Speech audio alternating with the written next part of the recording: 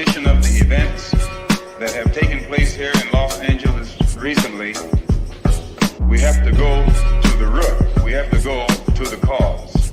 Dealing with the condition itself is not enough. Dear Mr. Massa, I'm just trying to mind my own business. What's the matter? It's just another day, another black king captured. I'm about to lose my brain, stuck inside this ghetto rapture. I got a lot of smoke. If you want it, you can have it. They want a hat trick, but this is black girl magic. Ain't talking about the kind that'll make you disappear, but I'm talking about the power of the melanin within. Ain't looking for trouble, but I'ma say this one time. I put two dukes up if you try to touch mine. We still want justice for Tamir and Trayvon. You say you don't see color, but racism ain't blind. They targeting little kids whose skin look just like mine. So I'm paranoid, it's a war zone outside. And I'm a black queen, so if you ask me to step out of my car, you gon' have to snatch me.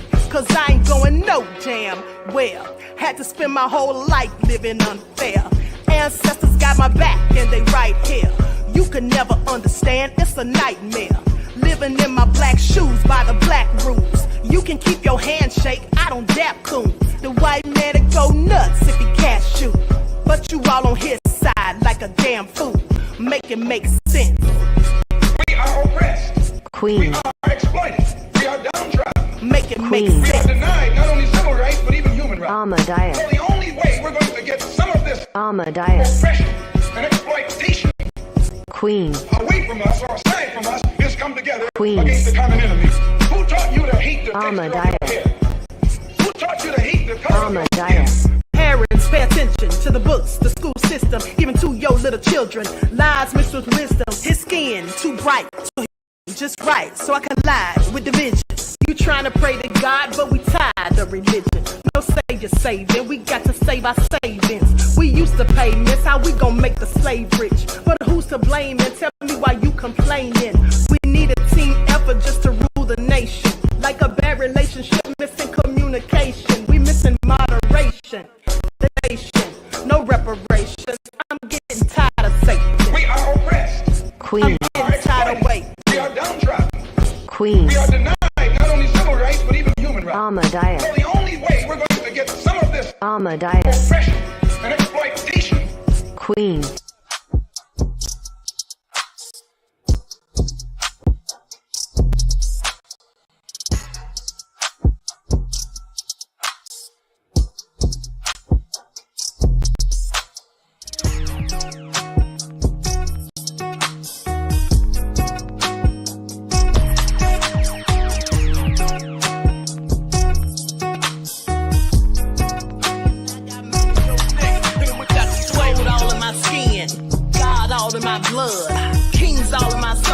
Touch one of mine and you're done. They show no love for the queen. Why you hating on me? Is it cause I'm free and I got Malcolm X in my jeans? I got dreams like King Luther, shed blood like Kunsa. You ain't helping my people, I ain't got nothing to say to ya. I want all the smoke like hookah. Talking reparations. America won't be great until they give us compensation. I'm like, I'm the hottest right now. See a bunch of lames out here trying to jock on my style. They be doing too much. I'm the queen, it's too easy. It's like they all in Popeyes, how they be sit back and laugh. While these haters get mad on my pockets with cheddar. I tell them they can do better. These snakes in the grass can leave them too fast. I got my foot on the gas, other one on their necks. Dropping receipts on haters, you better show some regret. We only facing the threat. This is the sound of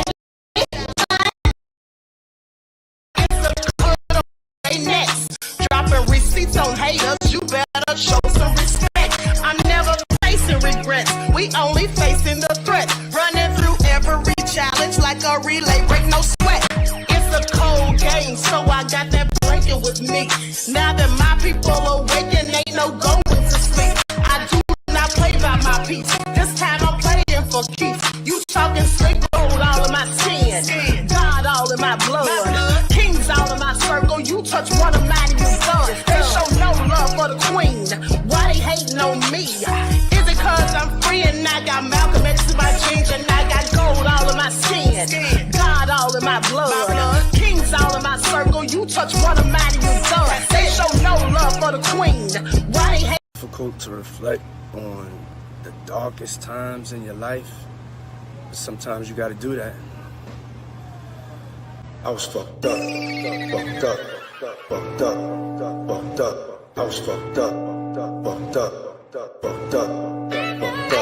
I was fucked up, fucked up, fucked up, fucked up. I was fucked up, fucked up, fucked up.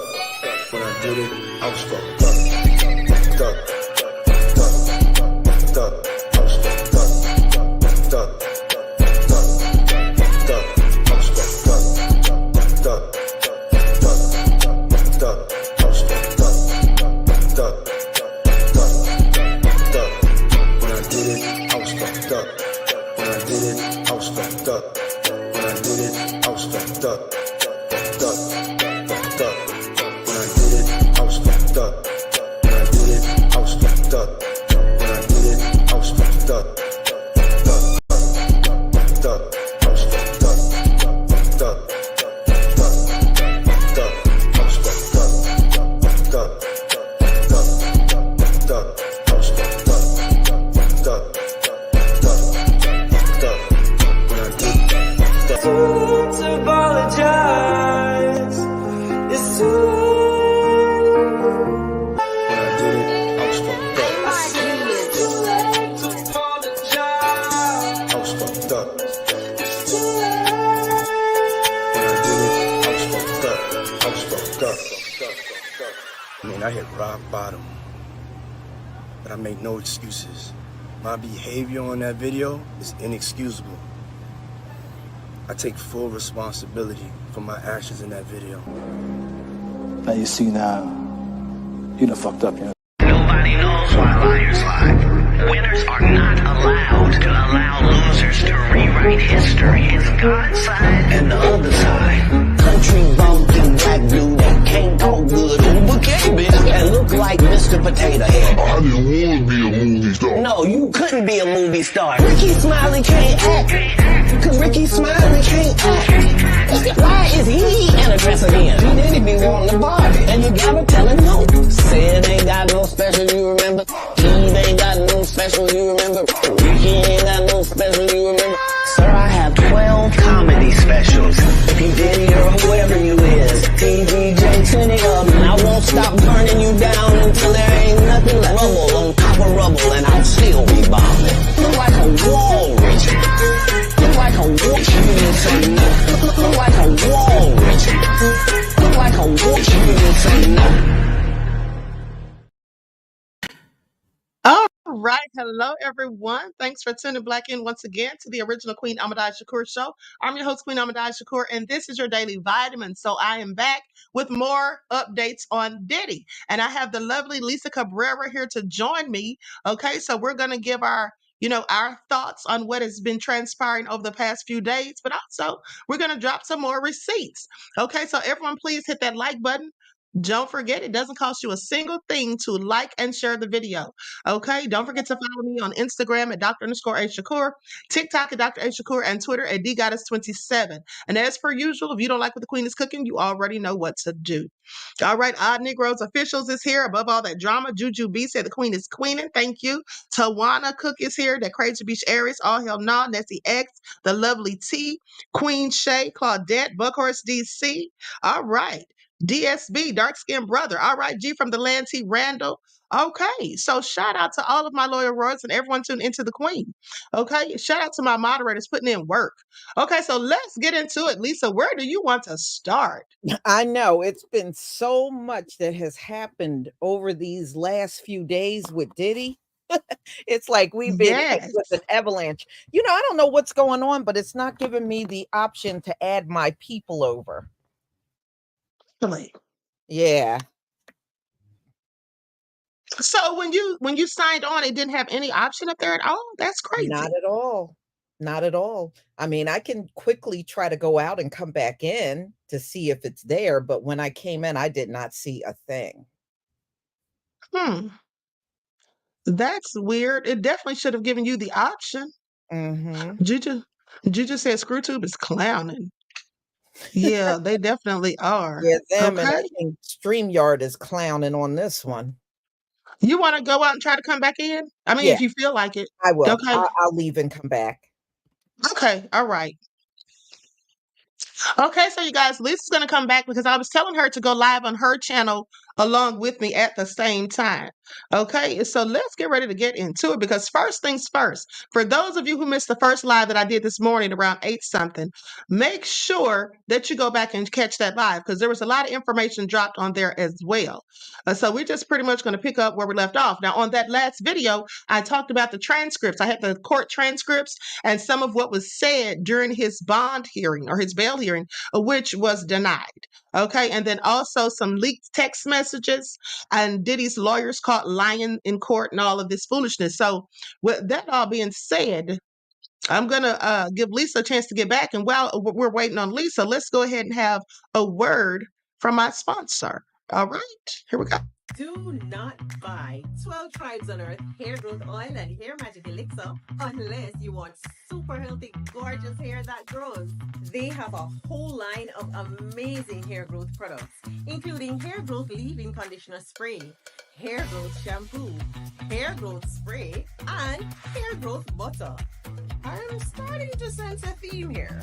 They include quality natural ingredients. They smell amazing, and you can see the results for yourself. So if you're looking for healthy hair growth for your natural or relaxed hair, try 12 Tribes on Earth today.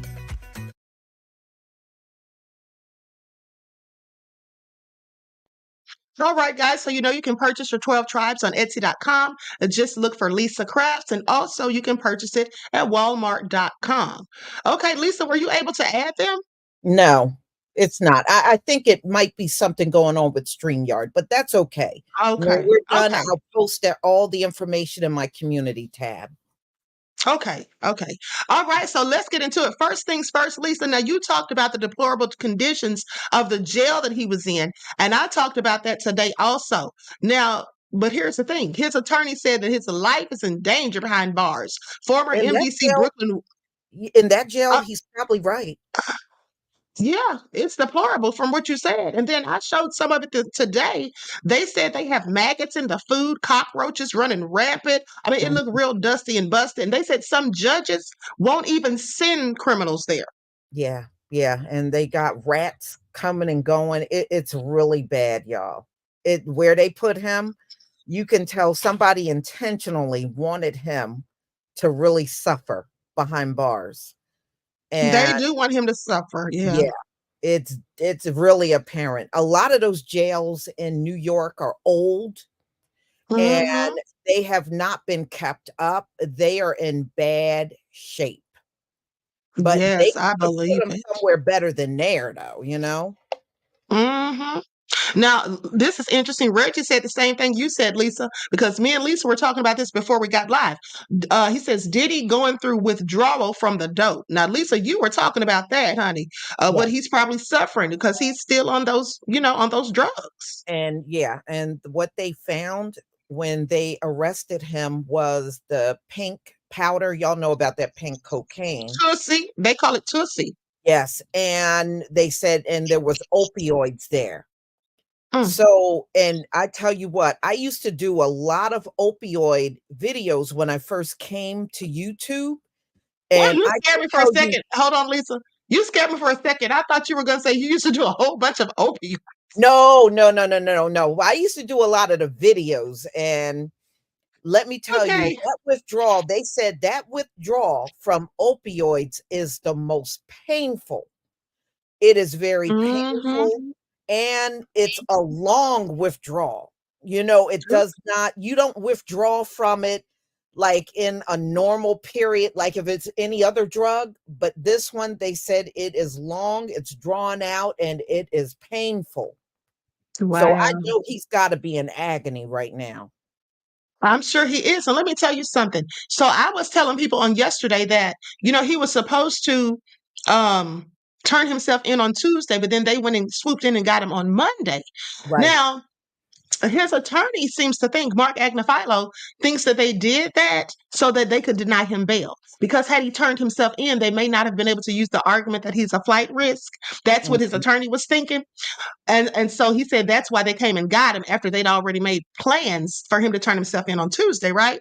Right. But he wasn't going to get bail anyway because this fool had been contacting witnesses who had been subpoenaed and was basically trying to coerce them and all this stuff, witness intimidation. They said he contacted Kalina Harper 128 times Wow. since Don Richard filed the lawsuit on the 10th, and today Yeah, is only but the 19th. if he's contacting witnesses, he can forget it. It doesn't matter what amount he tries to offer the courts, they're not That's gonna let right. him out. Mm-mm. Yeah, that's not going to fly because the first thing I said was if That's he's more contacting charges. these witnesses, then they would also likely think that perhaps he tried to do some jury tampering because he knows a whole lot of people. Right. Witness tampering, that'll be more charges on him. Yeah, absolutely. They charge him with obstruction already, I think. This is all crazy, but let's talk about the jail food because they say Diddy's life is in danger behind bars, according to a former MDC Brooklyn warden. Says Diddy should watch his back in prison. Well, Suge Knight told him that months ago and said he should change his name back from Love. Mhm. Okay, says he should watch his back in prison because a former warden at the facility he's in says there are a whole lot of inmates who would see killing him as a badge of honor. Wow. Mhm. And say, as you know, he's currently being held in MDC Brooklyn, a notorious federal detention facility in New York City, and he's held there without bail. Now, sources with direct knowledge tell us Diddy's being held in the special housing unit away from general population. Now, Cameron Lindsay, former warden of MDC Brooklyn, tells TMZ that Diddy's location in the SHU, they spell it SHU, Mhm.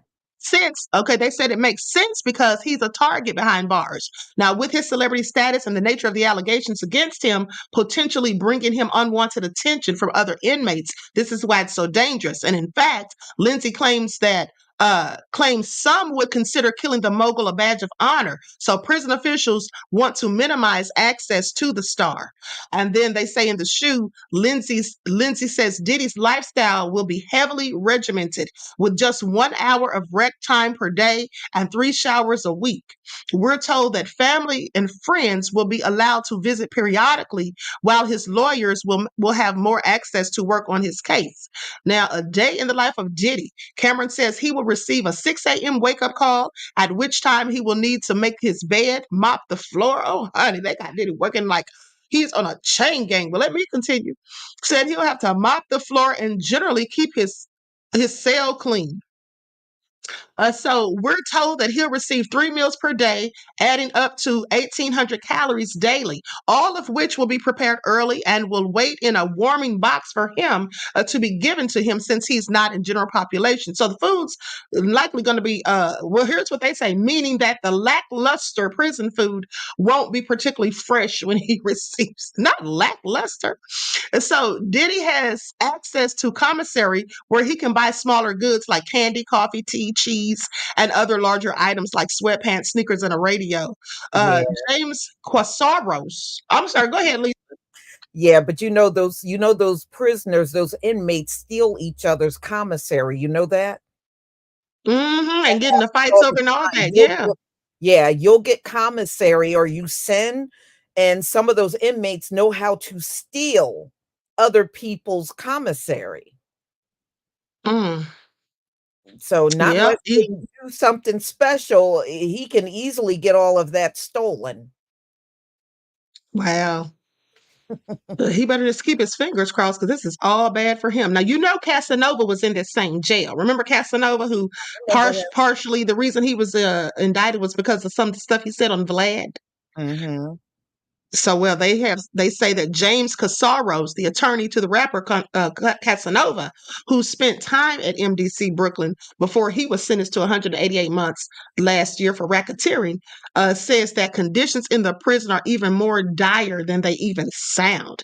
Casaros says regular fights and assaults break out in the prison itself. And in the shoe, he says Diddy will have a very limited amount of access to the library and a phone. Now, they say it's harder for visitors to come and see people in the shoe because it takes a long time to get up to the shoe, and the prison doesn't allocate more time. So even with regular visitation, Diddy will likely not see much of his family. All in all, it sounds like Diddy will be living a pretty isolated life unless he's allowed out on bail soon. Well, he's not getting out on bail. That's not going to happen. Thanks to his own foolishness. This is all crazy. This is all crazy. But the thing is, he really, I would never want his girls to go up to that prison to visit him. It is just that's a horrible environment for them to see him in. Yeah, it is. I really think it is. Maybe the boys, but the girls definitely not. Right now they're actually staying with Kim Porter's best friend, Lala. Yeah, they've been staying with her. Out in California, yep. I did hear about that. That's where they are. Yeah. Now, before we get into Kevin Liles, let's talk about these brothels, because they say the Las Vegas brothels were going in on Diddy, saying, don't use baby oil as lube. And then Diddy had 1,000 bottles. That's crazy. So they say... Hold on. So I have some footage that the feds sent me specifically. I called the feds this morning and asked them if they could give me a shout out for all my work, and then send me some footage of them confiscating all that baby oil. Because I told them, I don't believe you guys got 1,000 bottles of baby oil on Diddy, because one bottle lasts about a year. So why would anybody in their right mind need 1,000 bottles? And they said, Queen, he absolutely has 1,000 bottles, and we'll send you the verification. So here it is. Please pay attention.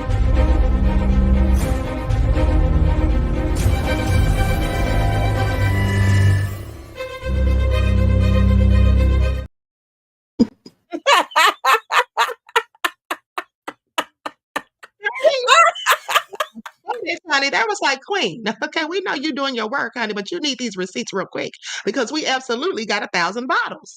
So I couldn't believe it. I was shocked. So there's the proof. Y'all saw it. Now, with that all being said, let me stop lying on the feds, because clearly I didn't get that video from them.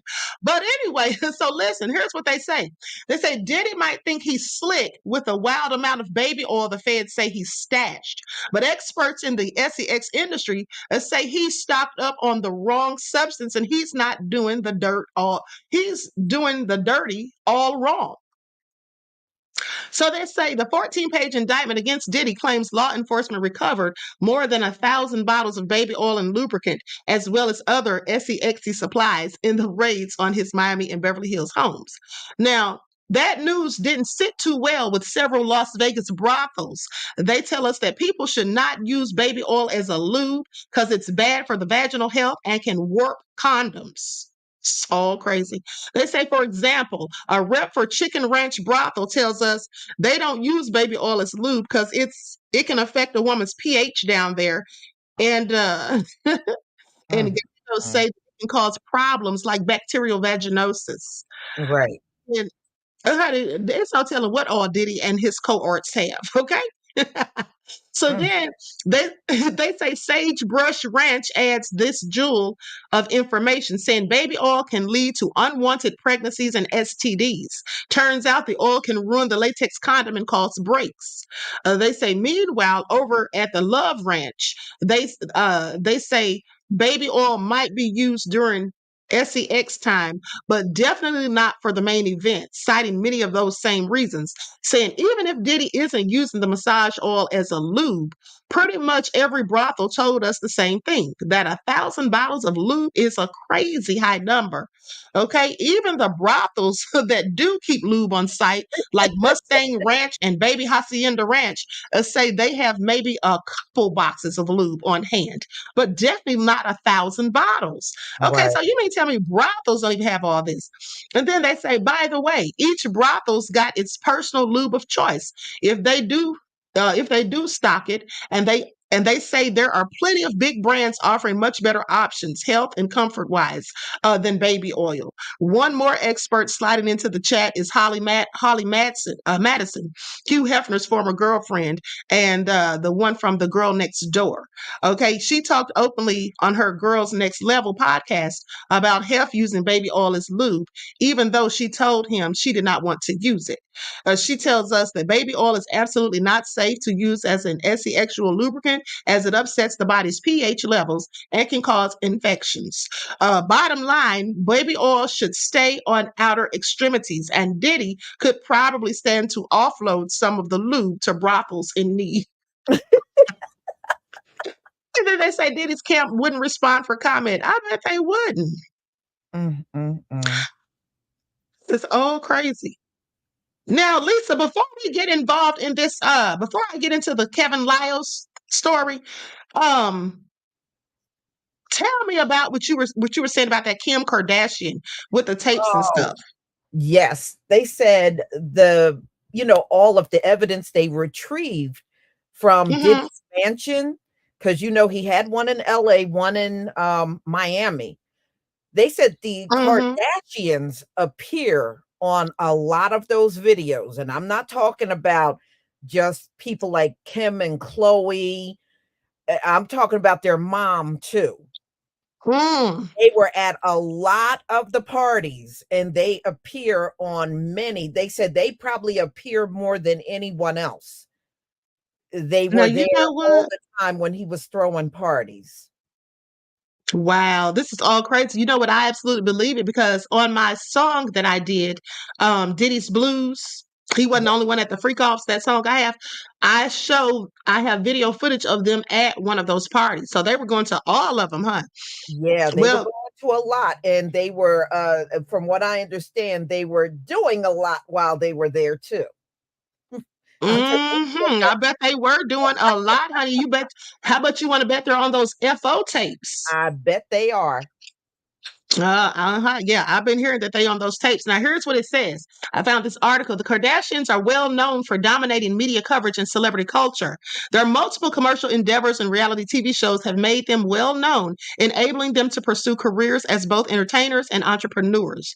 They frequently take advantage of debates and public curiosity to maintain their prominence. They recently encountered a significant obstacle when a video featuring Kim Kardashian and Diddy was leaked.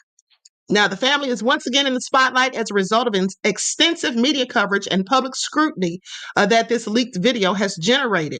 Kim Kardashian and her mother, Kris Jenner, who were allegedly involved in contentious activities at a party hosted by Sean Diddy Combs, are at the center of this issue. Their actions have come under scrutiny in light of the leaked footage, which may have legal repercussions. What were they doing in that video, Lisa? I know. Okay, legal repercussions. Now, they say there has been a lot of curiosity and conjecture since the tape was leaked. It depicts Kim and Kris in circumstances that are drastically apart from how the world knows them. The impact on their companies, such as Skims and KKW Beauty, as well as their personal conduct, are also called into question by the disclosure. The film has the potential to cause legal problems as well as a shift in public perception of the Kardashian family. This is all nefarious. Yes, I think they were getting freaky on them videos because that's spreading all over social media about, they're saying that they appear on a lot of those videos. A lot of those videos that the FBI confiscated. Yes. Or Homeland Security investigators. This is all crazy. Now, it says, as this scandal unfolds, millions are watching to see how one of the most famous families in entertainment will handle this. The Kardashians are used to controversy, but this could be a defining moment for them in celebrity culture. No wonder Kim unfollowed Diddy when all the news came out.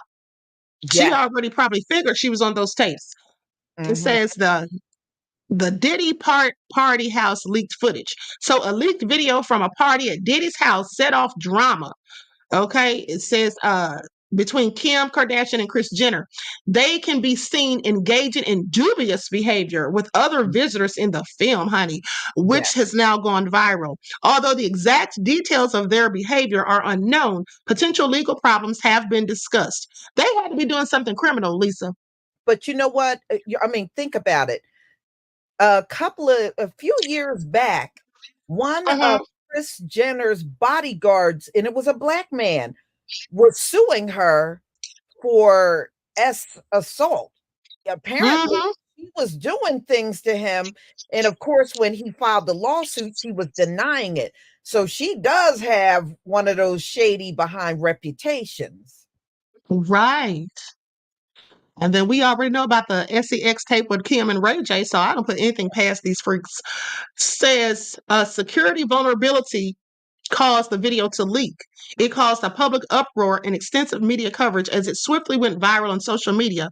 Now, according to sources, the Kim Kardashian brand, which is renowned for staying relevant in the media despite scandals, is now in danger as a result of this. The Kardashians responded quickly, but carefully. Their legal and PR teams neither confirmed nor denied the footage's details, focusing instead on questioning the legality of the leak. Legal experts say if the actions in the video are proven, it could lead to investigations or charges. What the hell were they doing? This Yeah. would be a big deal for a family used to dealing with disputes quietly. You mean to tell me we could be done with the Kardashians? I'm all for it. I am too, honey. This is all so juicy. No telling what they were doing. But here's the thing. I said that a lot of the videos that the Homeland and Security investigators confiscated likely had people on there doing illegal things because remember, there was always allegedly copious amounts of drugs on site. Okay. Exactly. And some of the people didn't know about the drugs, but some people absolutely knew and were engaging in it and may have even been helping him to lace people's drinks. You never know. So they had to be doing something nefarious, wouldn't And you say? yeah, of course. And they said J-Lo appeared on I don't know if one or a couple of the videos. I did hear her name as a Hmm. on the videos too. So she had to be going to some or at least one of those parties. Oh, you know she went because I played a video months ago where Diddy was naming a list of people to invite for his 50th birthday party, and he invited her. She was one of them. So yeah, she likely is on those tapes. This is Mm, all so crazy. yeah. Hold on, let me see if I can find something on that. J Lo's mom opinion on. Okay, yeah, I read that yesterday about J Lo's mom, how she had told her mom back in the day, or her mom had told her back in the day, not to fool with him. Mm-hmm. But guess what? Do you remember now that you mention it? You know what I had forgotten about? So you heard that J Lo was on some of those tapes, but here's the thing. I knew I heard that before too. And it came from Suge Knight. Back in August last month, I reported on it. Suge Knight believes FBI gave Ben Affleck compromising Jennifer Lopez footage from Diddy raids. Knight believes this is the reason the couple is rumored to be heading toward divorce. So the entertainment world celebrated Ben Affleck and Jennifer Lopez reuniting and getting married a few years ago. But it seems like the couple's love story could be ending again. Suge Knight believes their rumored to be impending divorce is the result of the FBI giving the Daredevil actor footage of Jenny from the Block engaging Jenny from the Block Yeah. engaging in illicit activities that they recovered from raiding Diddy's homes a few Yeah. months ago.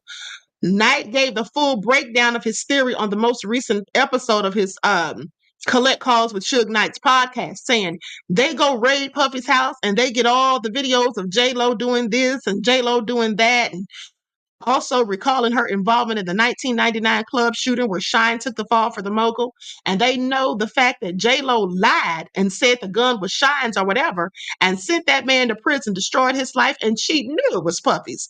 That's what Suge Knight said. Now, the former Death Row Records CEO claims that the FBI gave the footage to Affleck as a solid so he could be privy to what was going on before the videos potentially went public, Mm. especially given the impact that the footage of the Bad Boy founder assaulting Cassie had, saying it's a white man who got respect in the white world. This is what Suge says. I'm quite sure they said, we want to show you some things about your wife. This is all Yeah, crazy. well, there was a lot of conflicting things out there about their breakup. Now, as far as Jenny from the block, she got that Mm-hmm. name from Diddy. You know, Diddy was the one that gave her that name. Jenny from the block. Yeah, Okay, yeah, that that makes came from sense. Diddy. That's the name he gave her. And if you remember when she first came on the singing, that's what she was known as, Jenny from the block. Mm-hmm. Yeah, that came Right. that yeah, and all the J-Lo stuff, yeah, that all came from Puffy at the time Mm-hmm. when he was So still. he was so he basically helped to start her brand or build her brand. Oh yeah, Mm-hmm. yeah. Well, Suge Knight. Oh, She I'm sorry, was go not ahead. that well known. She was just what, one of those dancers on In Living Fly Color. girl. That's Yeah, all. She was just a fly girl. Nobody really knew her. no, Because when was she dating Diddy? Hold on. You know what? I think she had done that movie Selena. Has she she done did. Selena yet? She did. That was her. That was the first time she really came out. Yeah, that's the only reason people knew who she was in that movie Selena. But Diddy is when she started dating Diddy, that's when she really got more popular.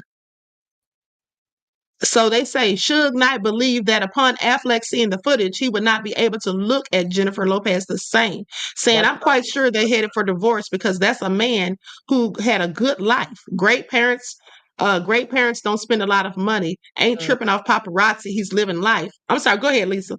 Ben Affleck is a drunk. And that's why his marriage with Jennifer Gardner fell apart, because Mm-hmm. he said when he drinks, he gets crazy. And he Mm, even tried to warn Jennifer Lopez before they got married. She said when he starts drinking, it's like he mm-hmm. just turns into a whole different person. Ben ain't that clean. All right. I know they're trying to make him Mm-hmm. come off like that. Dude ain't clean at all. And number It's a hot two, I mess. heard his ex-wife, Jennifer Gardner, was the one that came between their marriage. She was really Yeah. a component in why they split, because she kept meddling and getting all involved with everything and not minding her Mm-hmm. business. That's why, Mm-hmm.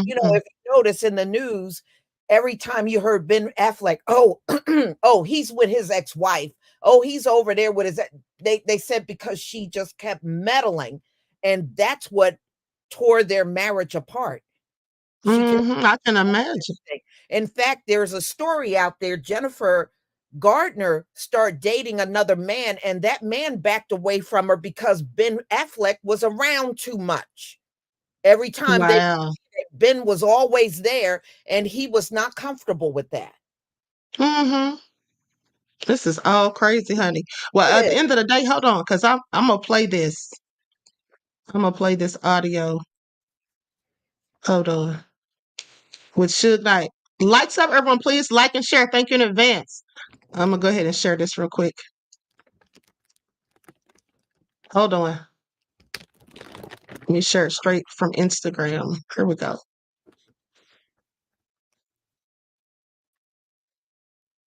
They go raid Puffy's house, and they get all these videos of J-Lo doing this and J-Lo doing that. And they know the fact that J-Lo lied and said that the gun was Shyne or whatever, and shit that man just prison destroyed his life, and she knew it was Puffy. I'm quite sure they probably called and the FBI gave respect, a courtesy call of Ben Affleck. It's a white man who got respect in the white world.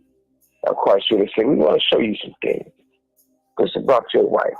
When he see that her and Puffy was doing and who they were doing it with, I'm quite sure they gave his ass those tapes. And I'm quite sure he can never look at her the same. I'm quite sure they heading for divorce. Because, that's a man who had a good life. Great parents, don't spend a lot of money, ain't tripping out paparazzi. He's living his life. He got his own team. She done brought all the extra that motherfucker. He won't out. He stays married to J-Lo, he'd be broke. Instead of just doing movies, he'd be doing Yum Yum Donuts commercials. Next thing he'd be doing these Jack in the Box commercials.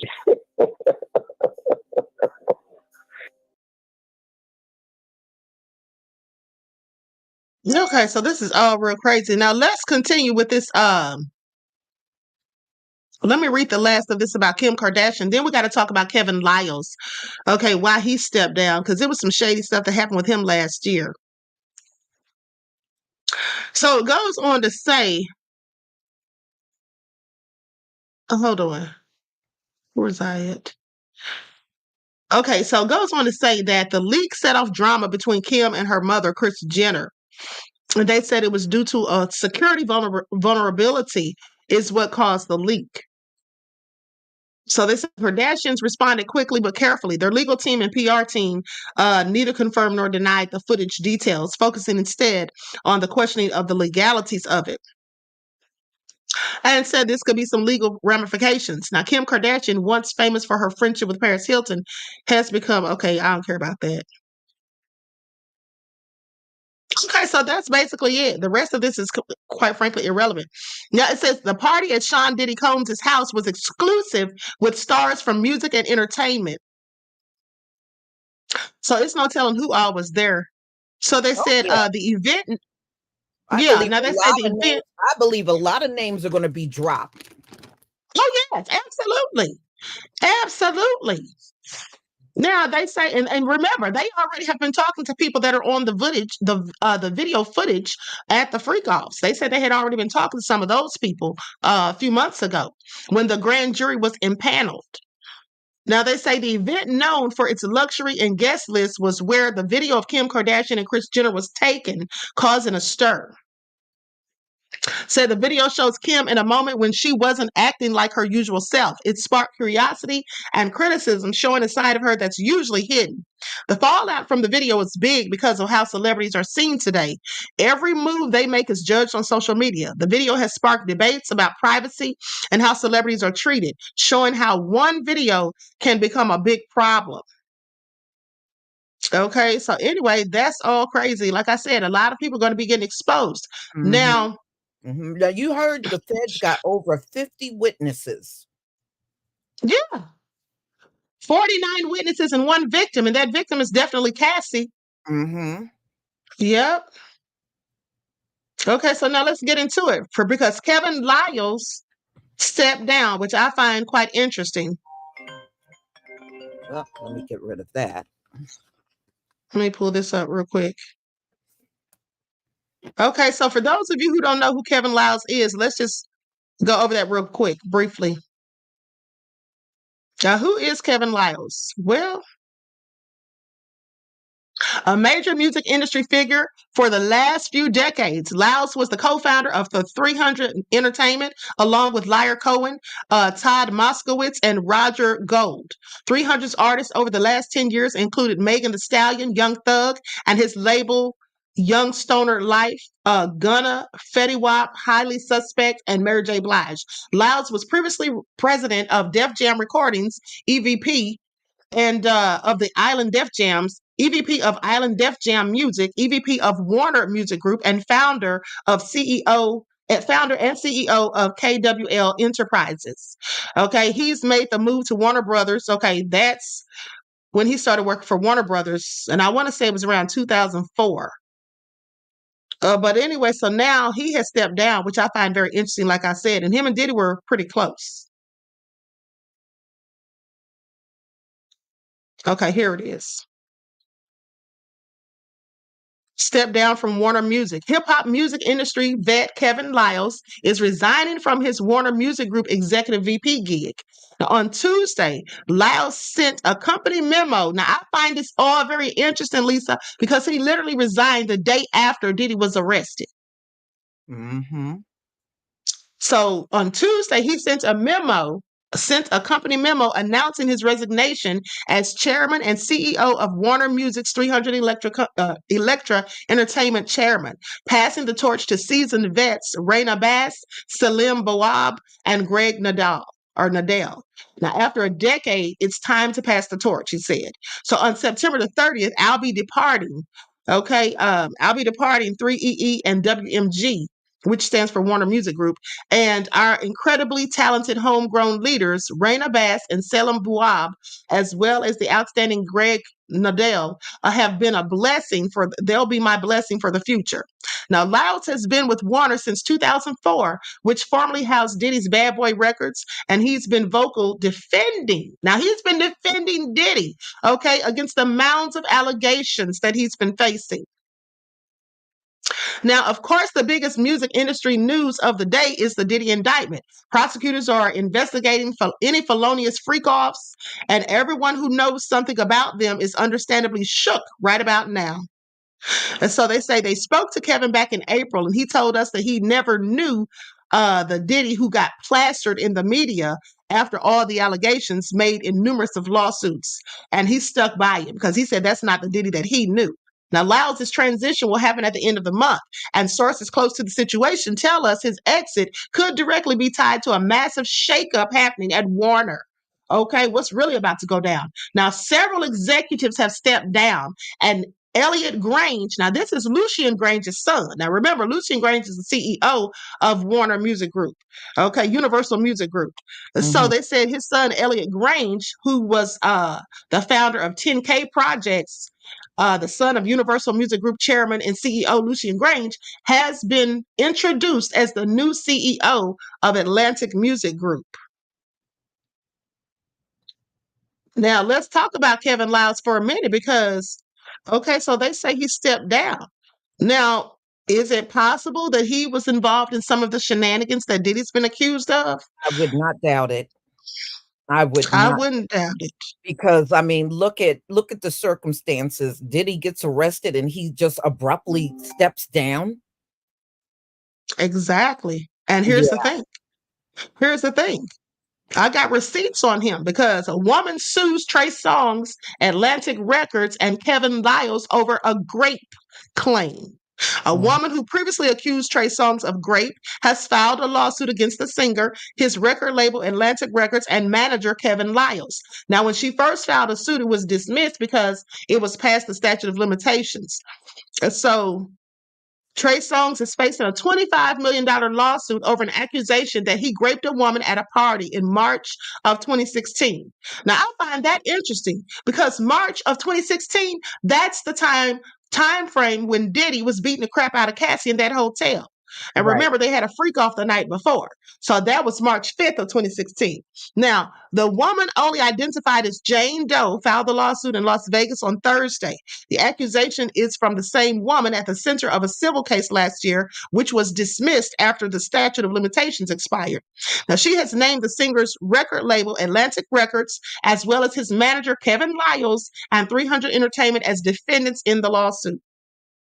In a statement, her attorney, George Vrabeck, has argued that Atlantic Records should be held responsible for the singer's actions. Vrabeck also accused the label and Liles of ignoring the numerous allegations against Songz, as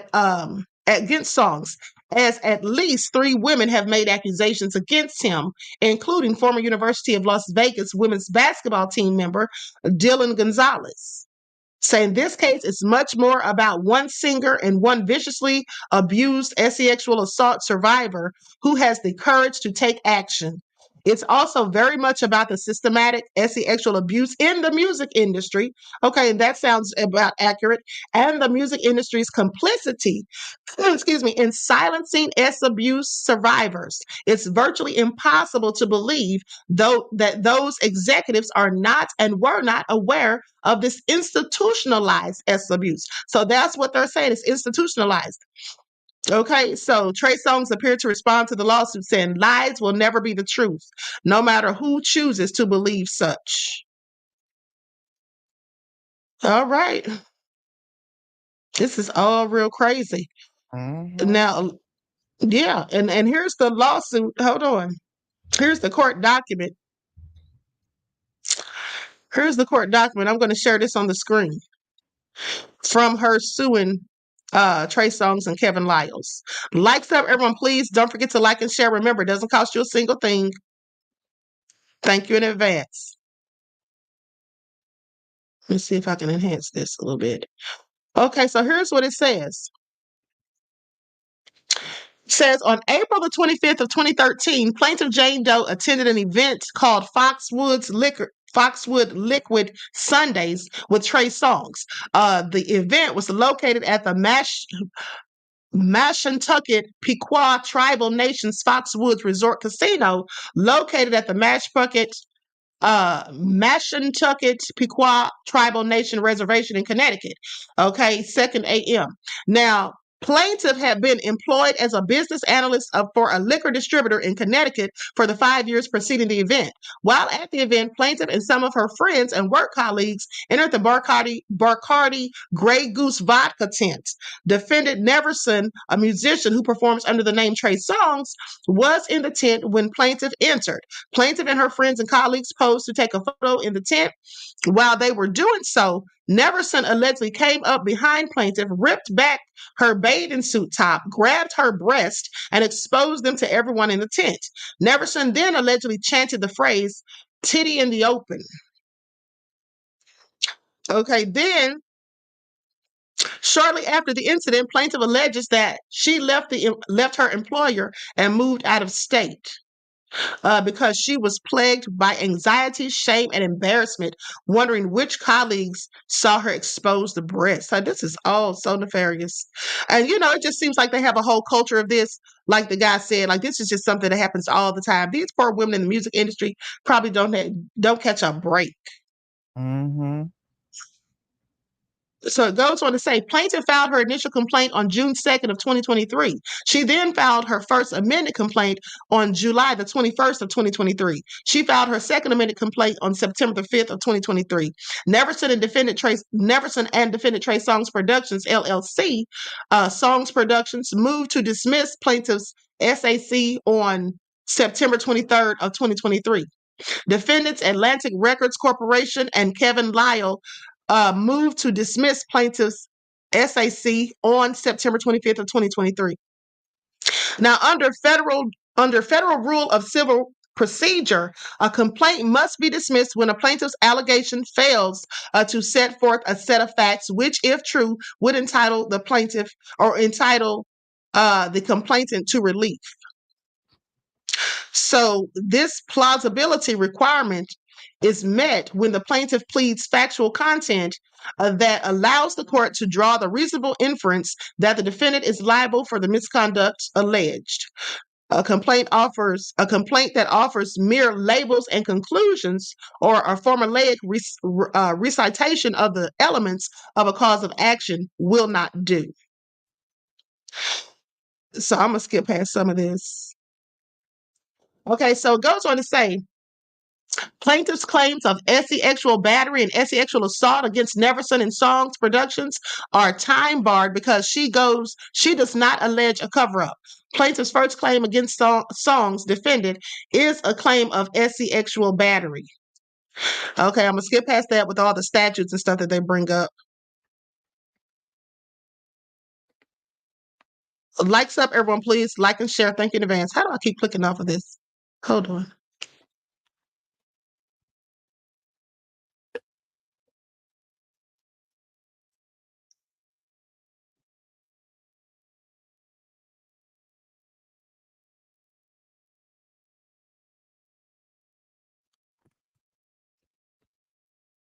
Hold on.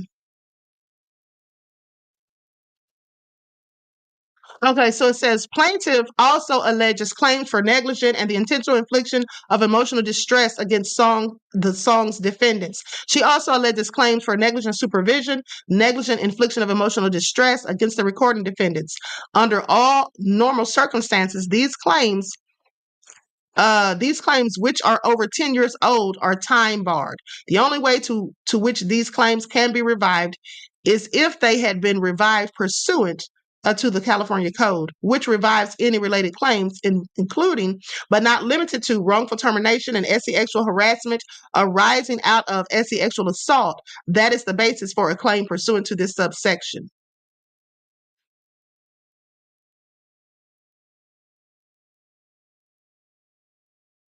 Okay, so a cover-up, assuming that and it lists all these different statutes, says it's not applicable here because plaintiff has failed to allege the required element of a cover-up.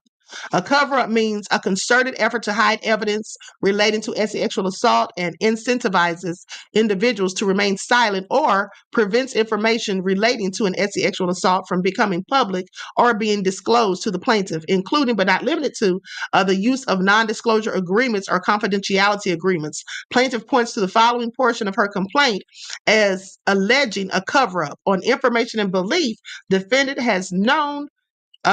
have known or should have known the defendant Songs has a proclivity for sexually abusing and assaulting women. Defendant Songs has been publicly accused of sexually abusing and assaulting no less than 12 women, and simple internet search lists the various well-known music industry publications such as Rolling Stone magazine that have reported on defendant Songs' acts of abuse towards women. Okay, so with that all being said, that would explain why he's been defending Diddy, because he's probably been defending Trey Songz too, because both of them are named in that lawsuit. Yeah. And that definitely makes sense as to why he would resign. If he was on any of those the video footage, or thought anything was going to come of it, that would be a good reason for him to resign. Like, it's the timing of it for me. The day after Diddy's arrested, that just sounds real suspect. Like he has to know something or been involved in something, in my opinion. Wouldn't you say so? Oh, absolutely. Absolutely. That's a big thing, to just leave a job on any given day. Especially, if he was sitting there with a CEO title, he was getting paid. Right. And just walking away from that abruptly, yeah. I bet you he's on a lot of those tapes. And you've been there for at least 10 years. Why all of a sudden would you just get up and leave? Mm-hmm. Now it says Kevin Liles steps down as CEO of 300 Entertainment, sparking wild fan theories about his sudden exit during a major industry shakeup. Okay, so they say Kevin Liles steps down when a $60 million music mogul like Kevin Liles exit the stage as CEO of 300 Entertainment. The rumor mill will go wild. Fans are already connecting some dots, with whispers swirling about a possible link to none other than Diddy himself. Liles, the mastermind behind hip-hop giants like Meg Thee Stallion, Young Thug, and others, has built a legacy. So his sudden departure is raising eyebrows. Yes, this man was making $60 million. Who's going to just up and walk away from that without? That's what I'm saying. It's got to be some pretty bad things on those videos of him. It's got to be. And it says it was a strategic power play. Or they say, is it a strategic power play, or is there something more? Okay, with the Diddy's penchant for pulling off unexpected business moves, some think there's more to this than meets the eye. Either way, Liles' exit has sent the fan base abuzz with speculation, and the theories just keep getting more and more strange. So Kevin Liles is out as CEO of 300 Entertainment, and it's shaking up the music world. After a solid run at Warner Music Group since 2004, Liles is now stepping down, passing the torch. So he's been there for 20 years. They say, but here's where it gets juicy. Liles has been a major defender of Sean Diddy Combs amidst some very serious legal drama. He's stood by Diddy through thick and thin, even as the rapper's legal issues made headlines. Liles tweeted as he gears up to leave at the end of the month. He wrote, "After a decade, it's time to pass the torch. On September 30th, I will be departing 3EE and WMG, and our incredibly talented homegrown leaders, will be the blessing for the future." So what's up with the timing? Liles' exit comes as Warner Music is undergoing a big shakeup. Several top execs are also stepping down. And Elliot Grange's son, like I told you, his son's taking over, and he's now the CEO of Atlantic Music Group. Now, with Liles out and the music scene buzzing about Diddy's legal woes, the industry's in for a wild ride. Liles is confident in his successors and blesses the incredibly talented homegrown leaders for the better and bright future. Yeah, y'all gonna see a big industry shakeup. It's gonna Yeah. be a lot of unexpected people stepping down, or oh, I'm gonna what's that big one they love saying? Oh, I'm gonna focus on my family. Yeah, I bet you are. Ah, I bet you and are. right. And who else has stepped down? Because they said several execs have stepped down, not just Exactly. Kevin Liles. And it's going to That's the be across all industries, Queen. You're talking politicians, athletes, hmm actors, actresses. It's going to be all across major industries. You're going to see people disappearing. Yeah, this is real crazy. And they say as the dust settles, everyone's watching closely to see how this all plays out and what it means for Diddy and Warner. So stay tuned. Mm-hmm. They say fans are buzzing with chaos as the music industry faces a seismic shift. Atlantic Records just wiped its entire staff and roster. What? Did you hear that? Mm-hmm. Mm-hmm. Atlantic Records just wiped their entire staff and roster while Diddy's legal troubles go federal. And you know this is Jeffrey Epstein level, y'all.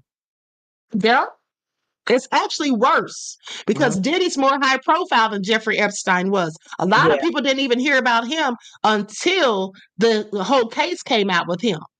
yeah. But And y'all Diddy, remember they took him out in prison. that's right. And that's what Diddy's attorneys are afraid of for him. You know, that's the same jail that Jeffrey Epstein and Ghislaine Maxwell stayed at, where Mm, Diddy's housed at right now.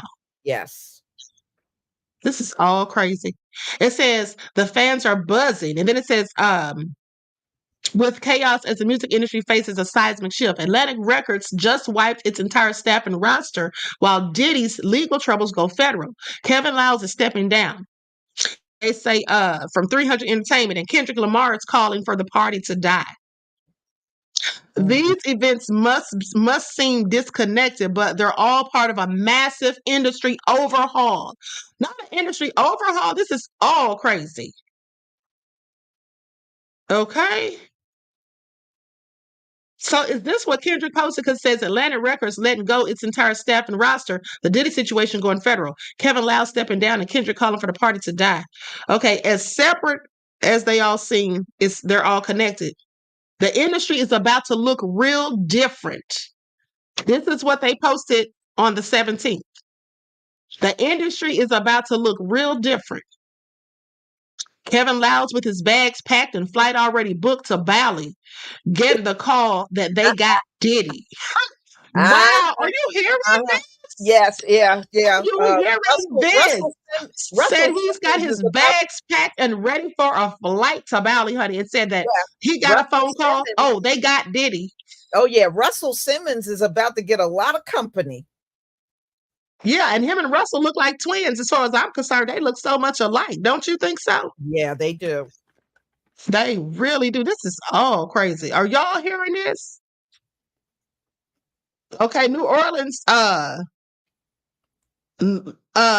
Yahuwah's daughter says, I'm waiting for the preachers to step down. Okay, Oh where's yeah. TD Jakes at? Oh yeah. Okay. Oh my goodness. This is it's no telling what is all on those footages. I cannot wait for it all to come out.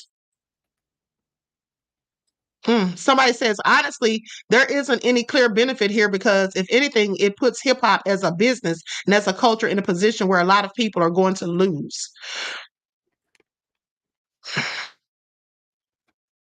They said he got his bags packed.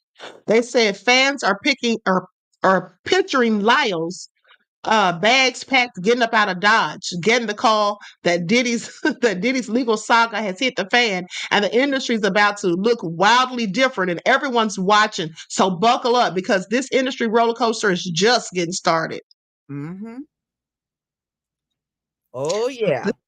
Yeah. So crazy. I Now can let's tell talk it's about gonna be, Justin Bieber, Lisa. Did you yeah. hear about him?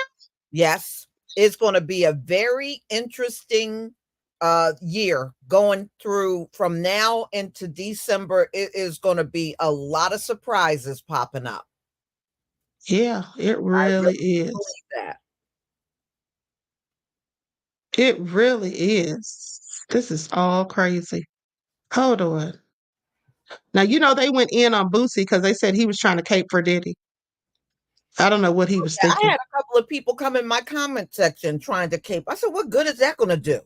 It's not like it's going to save him. Right. I mean, really. Here it is right here. Let's talk about Justin, honey, because it's all bad for him, I heard. So they say fears grow for Justin Bieber as he shuts down and struggles to cope with explosive Diddy allegations after featuring on disgraced rapper's latest album. Lord, Justin's gonna have a nervous breakdown from the sounds of it. Now here's what they report. They say that, hold on. They say Justin Bieber is said to be so deeply disturbed by the news of Sean Diddy Combs' arrest on SEX trafficking charges that he's cut himself off from the world. Okay, so Diddy was arrested on Monday in New York and hit with an indictment accusing him of years of coercion and abuse while using blackmail and violence to control his victims. Now, he has also been accused of inducing female victims and male SEX workers into drugged up, sometimes days-long sexual performances referred to as freak-offs. Now, Lisa, just so you know, they did say that some of these freak-offs lasted for days. Yes. And that when they... Yeah, you read that? This is all so sick. And then they'd have to get IV drips afterwards because of all the drugs and alcohol. So they say... Speaking exclusively, an insider said that the new dad, Bieber, has been completely thrown by the harrowing allegations and is grappling to make sense of them, especially given that he collaborated with Diddy less than a year ago. Now, the source said of the Fragile Singer, saying Bieber is so disturbed by the Diddy news and is unwilling to process it or discuss it, so he has just shut off. They say he locked himself in the house. This is all crazy. So many people who helped to make him who he is were very close to Diddy, and it's completely thrown him. Justin hasn't been responding on this since the home raids. He's not going to. The insider added that Bieber also deeply regrets having collaborated with the disgraced mogul last year, and he would never have done so had he known the allegations that have since come out. Sit down somewhere. I'm sorry, I'm not buying it. He said he would never have done so had he not known the allegations that have since come to light. Please miss me with it. Right. Justin Bieber. They are always trying to be a victim. I mean, come on. Right. Always trying to be a victim. Exactly. Now, Justin, you know darn well what Diddy's capable of, because I think he actually did something to Justin himself. Okay? Hanging out with him when he was 15 years old and all of that. Remember when Usher dropped him off with him and all that stuff? Please. And Justin has all of these different issues with mental health and stuff because of some of the things, allegedly, because of some of the things he's endured while he's been in the industry. So he knows what Diddy's capable of. Now, they go on to say he had a long break from Diddy when he believes most of this took place, and he had distanced himself from him. Yeah, sure. He's probably on those tapes too. I'm sorry. Oh, I know he's listen, Queen. I know he's on that tape because from what I understand, Justin Bieber was around him a lot. It was not like, oh, he was just there, here and there. No, he was around him a lot. He's definitely on them tapes. That's why he's trying to run into hiding now. That's right. And that's why he's so upset and having a meltdown, because he knows that he's on some of the video footage, allegedly, and he doesn't know how that's all going to turn out for him. Because it's a whole lot of people about to be real embarrassed, okay? They're about to be exposed. Oh, hell yeah. Now, he was featured on Diddy's most recent album, and had he known of this, he never would have done it. Sure. Yeah, now, whatever. Bieber... Okay, whatever, Justin, we believe you. In my eyes, crazy. Now, Bieber, who was just a child when he forged a friendship with Combs, featured on Combs' track "Moment," which appeared on his 2023 album, the Love Album, Off the Grid. Following the album's release in October, Bieber reflected on his first encounter with Diddy. He says, "I remember going to my brother Diddy's office to pitch him a song that I wrote for him when I was like 14. That's what he posted on Instagram. And then, sadly, the song was trash, haha, and it would be a hard no from him. Fast forward a few years ago, Puff asked if I would freestyle something for his upcoming Love album. Wild full circle moment. Love you at Diddy. I know he hates he posted that. Now, in March, old clips of Bieber and Combs resurfaced shortly after Homeland Security raided the music mogul's properties in Miami and Los Angeles. One video saw Combs standing next to the young pop sensation, age 15, while telling the camera that he was having 48 hours with Justin. Yeah, I remember that. And so, anyway, this is all real crazy because at the end of the day, I think Justin knows that he was on some of that footage. And like I said, and I think that's why he's having this breakdown. Mm-hmm. I think that's absolutely what it is. They say the artist is accused of using power and prestige to lure and intimidate women under the pretense of a romantic relationship. According to the indictment, he would then allegedly use force, threats, and coercion to get women to engage with male SEX workers in the freak-offs, described as elaborate and produced sexual performances arranged by and directed by Combs, who would choke his chicken while he watched and recorded them. This is all so sick. Okay. The indictment further stated that some freak-offs would last for days, requiring victims and Diddy and victims to get IV fluid drinks. And let me drips. And let me tell you something. First of all, his attorney, Mark Agnifilo, said the freak-off stemmed from the star's former on-again, off-again relationship with R&B singer Cassie and were not coercive. Prosecutors said they had interviewed more than 50 victims and witnesses and are expecting the number to grow. Okay, so his attorneys are they're dropping the ball real bad as far as I'm concerned, because they're sitting up here trying to act like Cassie was beating up Diddy. Did you hear that foolishness? What his lawyer said, that Cassie hit Diddy upside the head the night that they got into it at the Intercontinental Hotel? Yeah. And then took his clothes and tried to leave. It's all so ridiculous. How they? First of all, that was the worst thing to do, in my opinion, is to try to paint the victim as the villain. Exactly. And it was very obvious when you look at that footage. She was trying to get out of there. She was trying to get away. Somebody trying to get away is not trying to be violent. And besides, when he caught up to her and started pounding on her, she didn't even get one hit in. She was really trying to cover from the blows. That is not somebody trying to attack Diddy. And here's the thing, Lisa, they found out that they were lying anyway, because the thing is, the text messages were leaked and read during court. The text message of what happened immediately after the fight at the hotel. I talked about that on the last live. Basically, he was telling her, you called the police. I mean, he sounded frantic just from reading. I can only imagine. He was like, you called the police are here. They got me surrounded. I got 6 kids.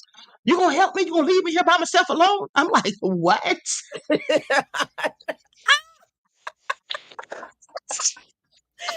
Cannot stop laughing every time I think about it. He had to have been frantic. I mean, he said that he was surrounded. I got 6 kids. You're going to leave me here? Now you're begging for help after you did all of these shenanigans? Please. Yeah. And then Cassie told him, she texted him back and told him, she said, you think it's okay to do what you did? I'm paraphrasing, but she said something like, you think it's okay to do what you did? And she's like, I'm not a rag doll, and you treat me like a rag doll, but I'm not. I'm someone's child. She said, I have a black eye and a fat lip.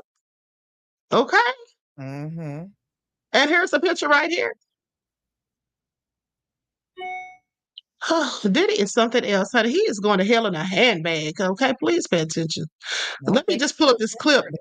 In that prison, he just entered hell. He just don't know. Yeah, he absolutely did.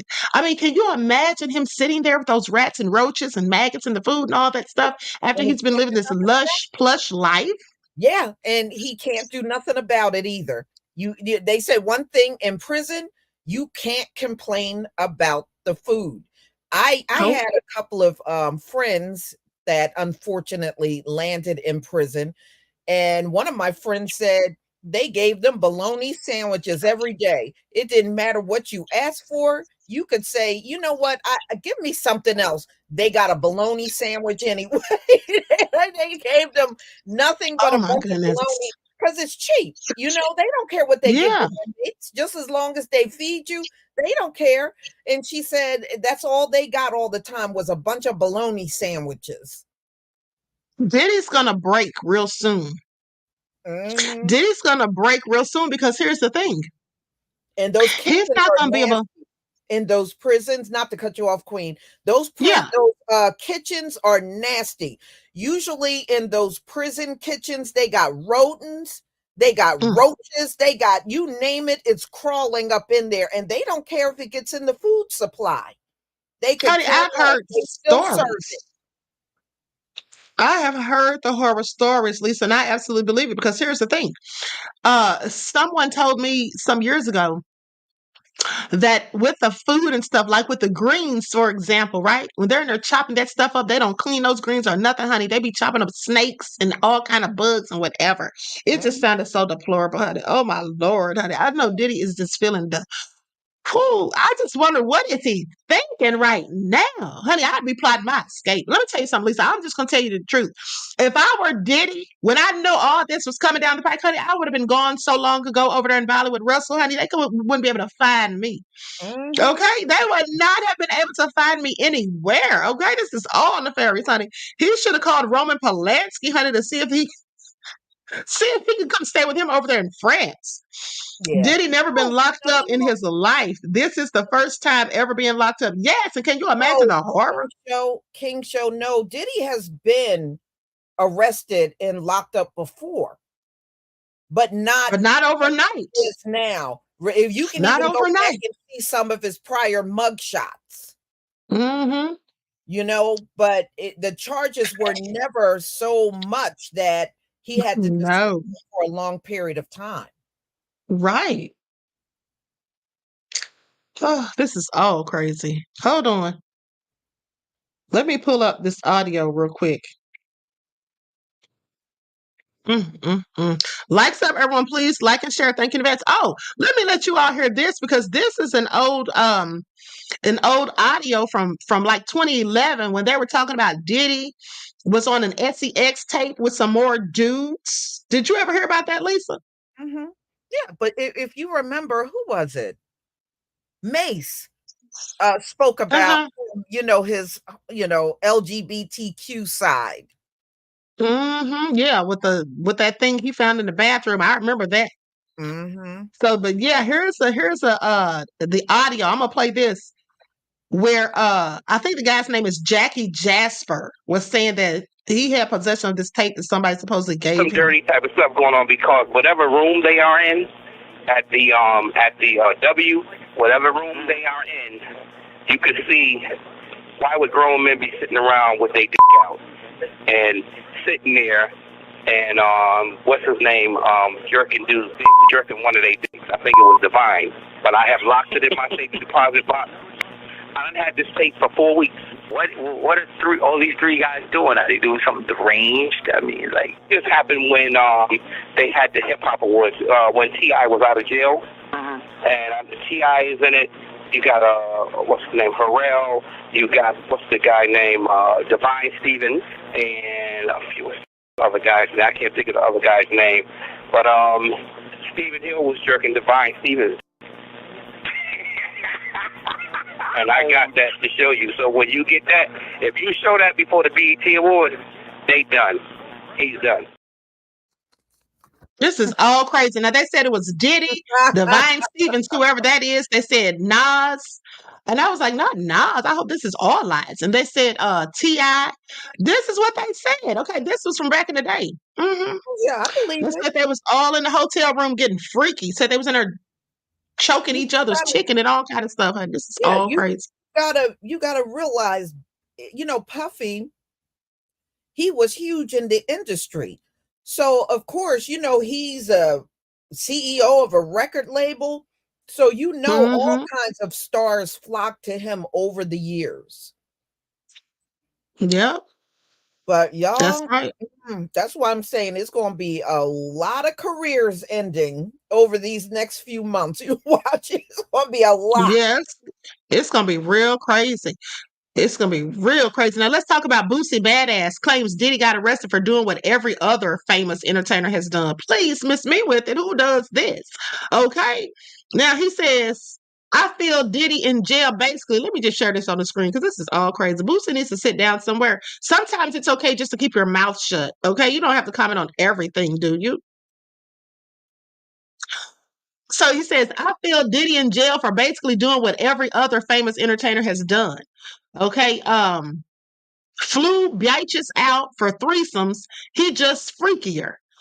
This is what the Baton Rouge, Louisiana artist questioned if women who consented to be flown out and having sex with partners were to be called prostitutes. If that was the case, then he believed the label should be given to more women. Now he said, if that's the case, that's 80% of the women reading this in trafficking. Hashtag hell nah. You're a celebrity. You gotta fly the P word. Okay, you gotta fly that out. How else you got to get the P? You're never in one place. When I saw that video, I was pissed off at this ninja. Like, he really got a problem. But facing life in prison for doing basically what so many other entertainers have done. Hashtag I disagree. Well, I'm sure you do. Now, goes on to say, but wait, there's more. In a follow-up tweet less than an hour later, Boosie Badass expressed some concern over the concept of sex trafficking, saying, I'm starting to feel like this sex trafficking charge for flying bitches and for threesomes, flying bitches in for threesomes will be a tool used to take down hip-hop artists and celebrities. Just think about it. Who flying them? Who flying them? Okay, yeah, and not turn up. Who's always in a different city and got to fly the P out to them? Who ain't tripping and gonna give their sex partner a little change? He urged rappers to think about it because this issue is real. He also tapped athletes and politicians to be careful about who they pay to travel to them, have sex with, and give money to because it could be deemed sex trafficking. Of course, the Wipe Me Down artist clearly didn't fully understand what sex trafficking entailed. Okay, it sounds real crazy. Now, the key difference between the scenarios he described and what it is the fact that the sex is non-consensual. Sex trafficking is often viewed as modern slavery, okay, because the perpetrators use manipulation, coercion, or force rather than their victims consenting to participate. And see, that's what I'm saying, because Faizon Love had said something similar, basically trying to say that Diddy didn't do anything, he's just nasty and all this stuff, but like, did they not bother to read the 14-page indictment? Because it clearly said that these people were given. He don't even know what trafficking is, just from what he said. Right. He don't even know what it is. He's commenting on something he don't even know. And that's what I'm talking about, the foolishness of it all. He didn't do a bit of research. Okay, and that's what a lot of people do, not just him, but people don't do research. And then, like I said, Faizon Love was saying the same thing. They don't realize that in the indictment, first of all, these people didn't consent to this. These people said that they were drugged. Some of these people were passed out. They were given copious amounts of drugs and alcohol. So if someone's unconscious, how is that consensual? And then if you take them across the state lines or international across borders and stuff, that is absolutely trafficking without their consent, or you've manipulated and coerced them into doing things to which they didn't want to do, and to boot, put drugs in their alcohol or whatever they were drinking, because their drinks were laced. Right. The drinks were laced, and it was a lot of violence during those freak offs too. You know, and Cassie brought a lot of that out. There's a lot of violence when that's going on. So it's not like you just had a good time and everybody went home. It was nothing like that. Absolutely not. And here's the thing. I'm glad you brought that up, because they also said that was revealed in court on yesterday. That was shown. Not only was the Cassie video shown from 2016 and how violent he was, but one of the reasons the judge was so dead set on not letting him get bailed out is because of the fear of him trying to intimidate witnesses, but also because of his violence and rage, showing that what he did to Cassie on that video. And they said there was other video footage of him putting paws on people, going upside people's heads and all kinds of stuff. Right. And it was not just women he did that to. He did that to the men. Exactly. He gave no else. Violent with the guys that were there too. So, you know, you're just looking at the trafficking. You're not really speaking about the whole picture. And that's the problem. Exactly. He acts like, only thing that happened where people were being moved around from place to place. No, it was way deeper than that. Right. Like, what is he talking about? And then they say many of Diddy's lawsuits detail him being aggressive, abusive, and even drugging people, in addition to being accused of rape. This began in November of 2023 when his ex-girlfriend Cassie filed a lawsuit accusing him of rape and sex trafficking, and continued over the next several months with other alleged victims, even after he and Cassie settled for an undisclosed amount outside of court. So he should know better than that. Now, though things look bleak for the controversial mogul, he and his legal team maintain his innocence. They say, we're disappointed with the decision to pursue what we believe is an unjust prosecution of Mr. Combs by the U.S. Attorney's Office. This is what Mark Agnifilo said. Sean Diddy Combs has been a music icon, self-made entrepreneur, loving family man, and proven philanthropist who has spent the last 30 years building an empire, adoring his children, and working to uplift the Black community. He is an imperfect person, but he is not a criminal. You know what? This all sounds so ridiculous to me because how did they even keep a straight face when they said it? And you know what? I just realized, Lisa. I literally just realized because I've been watching reruns of 50 Cent show Power, the first not the first season, but the first series. Okay, Power. Then you had Power Book 2. So I've been watching the first one, right? And as I sit there watching, and I think about how 50 Cent trolls Diddy, and has always trolled him and had beef with him for years and all this, and I started to see that the character James St. Patrick, aka Ghost, is reminiscent of Diddy. It's reminiscent of Diddy, like the type of person that Diddy is. That's just my opinion. This is all crazy at the end of the day. Yeah. Diddy ain't heard nothing about Aaron's old cockroach looking behind. Who Aaron. did you say? Remember Aaron Hall. Yeah, Aaron Hall. Yes. I yes. haven't heard nothing about his cockroach looking ass. He's somewhere hiding in a hole. I'm pretty much sure of it. He is likely somewhere hiding in a hole. This is all so crazy. Last okay, year, little had everything to say, but he's been very silent lately. Yeah, he has been real quiet. Derek says, hold on. Derek said, don't underestimate a determined Black man. Honey, he might be determined all he wants, beloved, but he's sitting up in jail right now without no bail. So he won't be getting out anytime soon. Mr. Elevation said, I bet there are some sports athletes on those tapes. Absolutely. Politicians too. There are. You're going to see people from every industry crop up on those tapes. Everyone, including, like y'all were saying in there, pastors and athletes. It's going to be politicians. It's going to be a whole plethora of people that you're going to see cropping up. And like I said, it's going to be a lot of people stepping down from their careers. Just getting the H on. And they're probably getting on private jets and getting up out of here because they already know what's coming. Okay? This is all crazy. All right. So Intuitive Empress says, come on, Queen, speak on it. I said I noticed the same correlation too. I just told a friend your words verbatim last night. Okay. Yes, I definitely, since I started back watching that, saw that this is a whole lot of, similarities to Diddy and his nefariousness. So anyway, honey, Diddy is going down. But hold on. Now let me just play this with what some of these legal experts were saying. I think I have, hold on.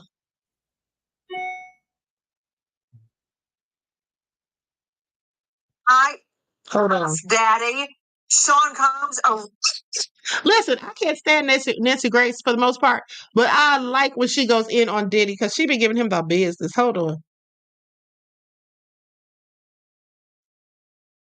You said you don't need a whole lot to prove RICO. You don't need a mob or the cartel or street gangs. Ramani, we just got our hands on this very lengthy federal indictment, and the feds go whole hog. They're not going to charge you with 1 or 2 counts. I'd like to direct your attention to paragraph 12A. Hold on, I want to tell you all this. There's more indictments coming. They said there's more charges coming Diddy's way. This is not it. Okay, and that's why when his lawyer, Mark Agnifilo, said that there's only one victim listed in the documents, saying that, they talked about all these different witnesses, like 49 witnesses, but only one victim. And he said that victim was labeled as victim number 1 and there wasn't a number 2. I'm like, what is he talking about? He doesn't know that there's going to be stuff added. Combs and other members and associates of Combs Enterprise, there's your witnesses right there, wielded power and prestige and would have repeat freak offs. Freak offs. The feds, their words, not mine. They were elaborate and produced sex performances that Combs himself arranged, directed during, and often electronically recorded. A freak off. In arranging them, Combs, listen, here's the witnesses, with the assistants and members and associates of Combs Enterprise. Here's the crime: transported, caused to be transported, sex workers across state lines and internationally. They occurred regularly, sometimes lasted multiple days, involved multiple commercial sex workers. And during the freak-offs, that's just a nice word. That's just a nice phrase for forcing women to be videoed while they're being... During the freak-offs, Combs distributed drugs to victims to keep them obedient and compliant. Sometimes, unbeknownst to the victims, Combs kept videos he filmed of victims in sex acts with sex workers. Did you hear that? That's exactly, Nima Rahmani, what Cassie Ventura said in her lawsuit, that he would force her to complete sex acts with sex workers and he would video it. After freak-offs, Combs and victims got IV fluids to recover from all the drug use and physical exertion. Can you hear what I'm saying, Rahmani? I do, Nancy. This is all freak-offs? I do. This is all consistent with what Cassie told us almost a year ago in November. She was forced to have sex with these sex workers. Diddy recorded it. So there's going to be a treasure trove of evidence. And if you look at that indictment, they recovered 1,000 bottles of baby oil, Nancy. 1,000 that were used in these sex acts. So these are women who were brought, and sometimes men, and they were forced to commit sex. Nima Rahmani, you know what? Didn't you go to Harvard? I did. Your instructor at Harvard, did you ever imagine that you would be right here, right now, with me, talking about a billionaire's how many bottles of baby oil did he have for his freak-offs? How many? More than 1,000, Nancy. I never thought when I graduated Harvard Law School at age 22, I would be talking about Diddy rolling around in baby oil with commercial sex workers. So the answer to that is no. Me either. But this is just a tiny taste of what we're getting right here. And I'll tell you what I think, Rahmani, and the feds are not going to like it, but they were facing the prospect of being a toothless tiger, a house cat. They had Cassie Ventura and a video leaked of him beating her, kicking her, dragging her up and down the halls of the hotel on video. A grown man out in the hall wearing nothing but a towel, beating her viciously and dragging her back to his hotel room to do what? That's my allegation. And they were doing nothing. There was a string of people saying, he made me have sex with sex workers. He videoed it. There's the Tupac Shakur cloud, murder hanging over him. So what were the feds going to do? Sit back and twiddle their thumbs? No, they had to act, Rahmani. Well, of course they had to act. We've all seen that video of Diddy beating Cassie in 2016. And, when you're talking about RICO, there's a 10-year window for those predicate acts. So that window is coming up. 2016, Rahmani. 2016, nearly 10 years ago. They had to act or else hang their head in shame, Nima.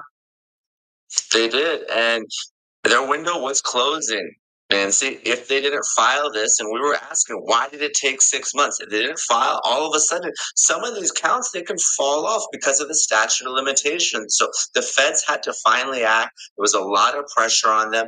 Victim after victim was coming forward. We're talking about the 8 or 9 different lawsuits on this show. So the question I have is, why did it take so long? Better late than never, but justice delayed is justice denied. So To me, it took so long because they were trying to clean up the mess, because they were trying to, get evidence and hide evidence. This is my opinion, of course, speculation. I believe they were trying to hide evidence that would incriminate certain people. Yeah, but you know what? In this society, unfortunately, the more money you got, the more they will try to delay everything. Even with Yep. Jeffrey Epstein, that stuff went on for nearly 30 years before Mhm. they even brought him in. Do y'all know that? That stuff with Jeffrey Epstein took nearly 30 years. Yeah, and they And already had him. and they knew They what he was doing. The FBI knew what he was doing. They had investigated him a long time ago, but they never touched him. right, So because the they more already money knew what you he had got, been doing.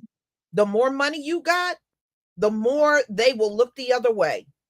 Hmm Because remember, they had arrested Jeffrey Epstein back in 2005.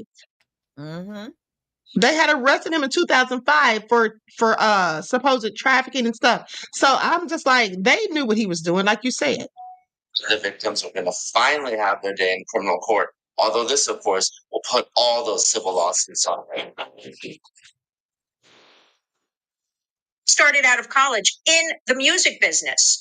I have always heard from girls and women about this whole criminal cartel going up through the hip hop, then becoming rap.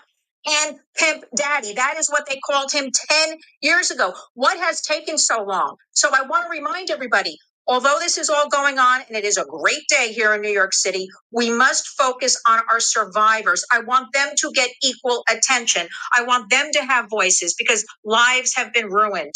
Healthcare, their bodies have been ruined. Their minds have been ruined. And they feel like they have nobody to turn to. There aren't the resources. So if we show Pimp Daddy by example, is going to be locked up, you're going to see a lot more women come forward, talk about this. And as I'm sitting here, I'm getting texts from people. We told you, we told you, we told you, that have been affiliated with him or the music business over the years. So I say, let us use this as an example. Let's get through this, lock them up, and then talk about what we can do to support survivors. Nima Romani, she's right. Yes. But how are we going to do it? Taking a look at the indictment, give me your breakdown on the charges, Nima Romani. Well, we have 3 sets of charges. We have a RICO conspiracy. That's that racketeering. And it's the unlawful agreement to commit 2 or more predicate acts in furtherance of that conspiracy. So we got assault, we got drug trafficking, we got sex trafficking. We even have arson, Nancy, bribery, intimidation of witnesses. So a lot going on with that RICO charge. Then we have the 2 substantive counts. There's the sex trafficking across state lines. That's that federal hook. And sex between consenting adults isn't illegal, but if there's fraud, force, or coercion, it is. Then it becomes trafficking. So that's that allegation. And then we have prostitution across state lines. So money is paid. Again, that's that federal jurisdiction. Hey, Nima, Those are the talking of charges. money, when you refer to money being paid in furtherance of the criminal enterprise in paragraph 4, it directly names the Cassie Ventura video. And it says a woman, but it says comes, drag, kick, and threw a vase at a woman as she was attempting to leave. And when a member of hotel security intervened and tried to stop him, he tried to bribe the staff member to ensure violence. To ensure silence. That goes hand in hand with what you're saying, Nima. Oh, it does. And we know that it. Okay, so let's talk about Shyne, because this just in. Shyne reacts to Diddy's arrest. This is someone that destroyed my life. Combs was denied bail once again in the court on the hearing on Wednesday, September 18th. So former Bad Boy rapper Moses Shyne Barrow has spoken out following Diddy's arrest earlier this week on racketeering and sex trafficking charges. Shyne, who serves as the leader of the opposition in the Belize House of Representatives, shared his thoughts regarding his former boss's legal troubles with the media on Wednesday, saying, "When I was an 18-year-old kid, just wanting to do nothing other than make my mother proud and make Belize proud and be recognized for my talent and take over the world. I was defending him, and he turned around and called witnesses to testify against me. Okay, he contributed. He pretty much sent me to prison. That is the context by which you must always describe the relationship. I forgave, I moved on. But let us not pretend as if I was in Miami for Thanksgiving and Christmas." Now, Shyne is referencing the case surrounding a December 1999 New York City nightclub shooting that he and Diddy and Jennifer Lopez were all present during. Shyne ended up being charged with assault and sentenced to 10 years behind bars in June of 2001. He was ultimately released in 2009 and deported to Belize. He continued to say, "So let us not lose sight of what the cold, hard facts are. This is not someone who I vacationed with and who he and I enjoyed this great intimate relationship of brotherhood. This is someone who destroyed my life and who I gave and who I forgave and who I moved on and for the better interest of Belize because he was in a position at that time to give scholarships and to maybe invest. I would not deny attempting to bring the investment to Belize and contribution to education to Belize. But don't distort it as if he and I were boom bally. This is someone that destroyed my life. But do I take any joy with what he's going through? Absolutely not. I am different than other people. No one needs to fail for me to succeed." Now, while Shyne has forgiven Diddy for their past, earlier this year, he admitted that the 1999 shooting case that sent him to prison still opens wounds when brought up.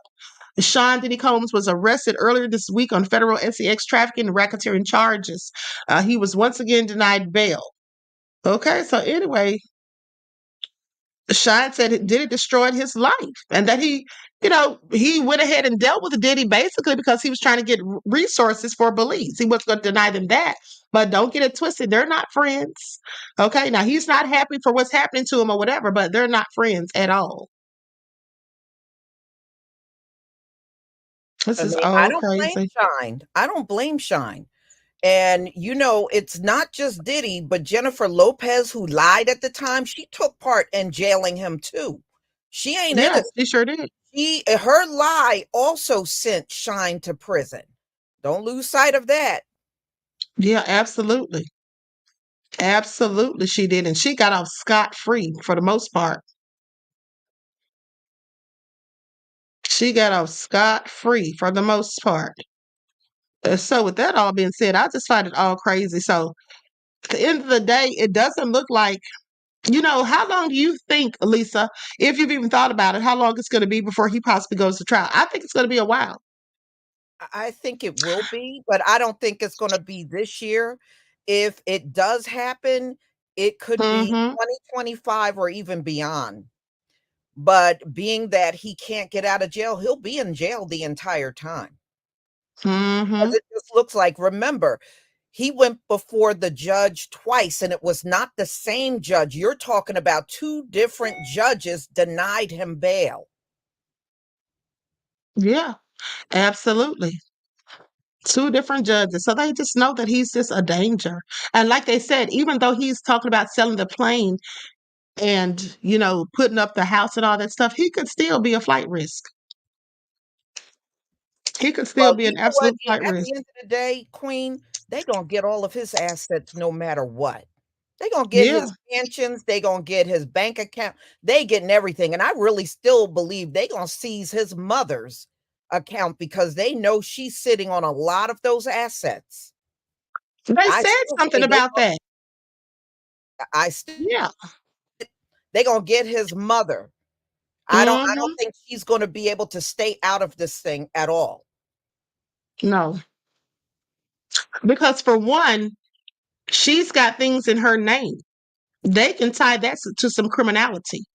The Mhm. fact that she's got things of his in her name, and they definitely said if he's convicted, which he will be, because this stuff's all nefarious, they said that they can take all of his possessions, even possibly his music catalog, Yeah, any and of they his are gonna assets, take it. because They gonna take everything. They gonna wipe him clean.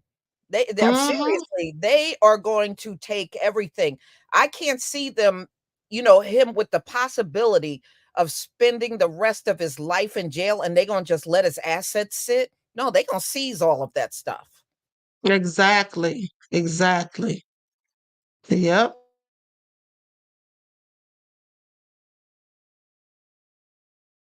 So Diddy's gonna be left broke and penniless. Like I told people, Lisa, I saw him on the street corner the other day, hanging out with G Dep and some more people. That's likely where he's gonna really end up if he gets up out of there.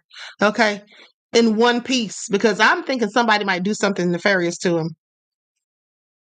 Yeah, I mean, well, they got him isolated in that prison, but for how long? You know what I mean? How long are they gonna Hmm. actually keep him isolated before he is forced to go out and gen pop? Exactly. Mm-mm-mm. And the sad part is he was a billionaire. He was in a position to do a lot of good. He could have done Yes. some pretty amazing things, but instead of doing that, he pretty much sat in his position and turned on and did all kinds of criminal acts on people that look just like him. I Yeah. mean, that's all he did. Hmm. Hmm. Exactly. It's just all just such a shame. And then some black people have the nerve to be trying to take up for him and defend him. Oh, don't bring another black man down. I'm like, are y'all crazy? Because most of his Yeah. victims were black. Most of the people he took publishing from and cheated them out of money for their work, for their Mhm. productions and all of this stuff. Those were black people. So I don't feel anything for him at the end I of the know. day. He was nothing but just a nefarious person who was a detriment to our society. And see, people that think like that, it's almost like you don't see the victim. You don't see the victim. So you never mind what he did to other black men and women. Oh, you feel Exactly. bad for him because there's another black man going down. So that tells me you probably do that in your everyday life. Whenever Okay. somebody's victimized, you just ignore the victim and act like the victim ain't even there. Right. And then taking up for the person that's doing all the nefarious things. End of the day, I'm sure he's withdrawing from Oh, those he's drugs, like going you through said. hell. If he's going through that opioid withdrawal, trust me, Diddy is in hell right now. He Yeah. is in hell right now because I like I said, I did a lot of those videos and I spoke about the withdrawals and everything. And even at the rehab centers around the country, Hmm. they said that withdrawal is unlike anything you've ever seen. It is that bad. Yeah, and the symptoms sound nefarious too because it says opioid withdrawal symptoms, nausea and vomiting, anxiety, insomnia, hot and cold flashes, perspiration, muscle cramps, watery discharge from the eyes and nose, diarrhea. Like this all sounds And crazy. I they can said only imagine.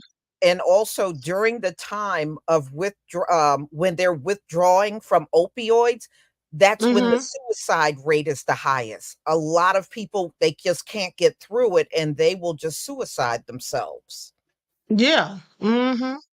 They sure will. And that's one thing that I was thinking about too. That's one thing I was thinking about too. So this is all crazy. No, well, he's got to go through it. There is nothing that's going to get him through. He's got to go through the symptoms to get past it. And the thing is, there's no other way. It's not like they can give him something to ease all the. No, that stuff got to come out of his body, y'all. And when you withdraw, it comes out of everywhere. It comes out of your pores. It comes out of your, excrement and anything that you discharge. It Hmm. comes out in your sweat. It comes out in so many different ways. So it's almost like it ravishes your entire body when you're going through it. Yeah. I can imagine. And they're not going to give him anything to make it easier for him. They're not I'm going to give sure him they don't nothing. even care. I was I'm sure they laughing because Putin he don't like them opioid addicts in Russia. And when Mhm. they're going through withdrawal, you know what Putin told them at the rehab centers there? Give them an What? aspirin. Give them an aspirin. Putin said, don't give them nothing but an aspirin. And you know darn well an aspirin ain't going to do nothing about withdrawal symptoms. But that's what Wow. Putin said. Putin said, give them an aspirin. And he won't allow He is them to have wrong for that. nothing else. Yeah. He is wrong for that. Yeah, that's all crazy. Well, I guess that's going to be it. I guess I'm going to go ahead and we can conclude the broadcast. But they were just talking about, oh, yeah, I forgot to mention some of his celebrity friends. 50 Cent and other black celebs react to Diddy's shocking federal arrest indictment, disturbing details. Oh, And let's yeah. see I what heard 50 Diddy Cent. was all over the place running his mouth about it. I'm sure he was. Who 50 Cent? Mm-hmm. You already know. You already know he had a lot to say. So we already heard from Bootsy. And then earlier I played what Faison Love had to say. At the end of the day, hold Yeah, on. they don't know what they don't even know what S trafficking is. They sound like a bunch of idiots. Right. Exactly. This is all so crazy. Oh, so crazy. Okay, so somebody says, I know everybody is going to get these jokes off about Diddy and by extension R. Kelly, but think of the numerous black women whose lives were ruined by these horrendous people. The narrative is not another black man got taken down because this ain't got ish to do with black men as a whole. The narrative is that thank God these women are finally getting the justice they deserve. I know that's the Yeah. truth because these people sounded so ridiculous trying to feel sorry for Diddy after all the low down things he's done to people who look like him specifically. Yeah, Okay? I don't know how true it is, but they said there are memes popping up with Diddy and the baby oil.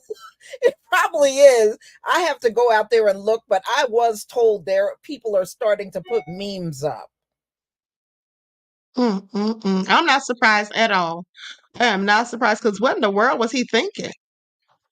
They said when it comes to jokes, rapper 50 Cent, who's seemingly been waiting for the bad boy mogul to end his reign, is at the front of the line using a particular detail about Diddy's alleged freak-offs to throw jabs, saying, "Here I am keeping good company with @Drew Barrymore TV, and I don't have 1,000 bottles of lube at the house."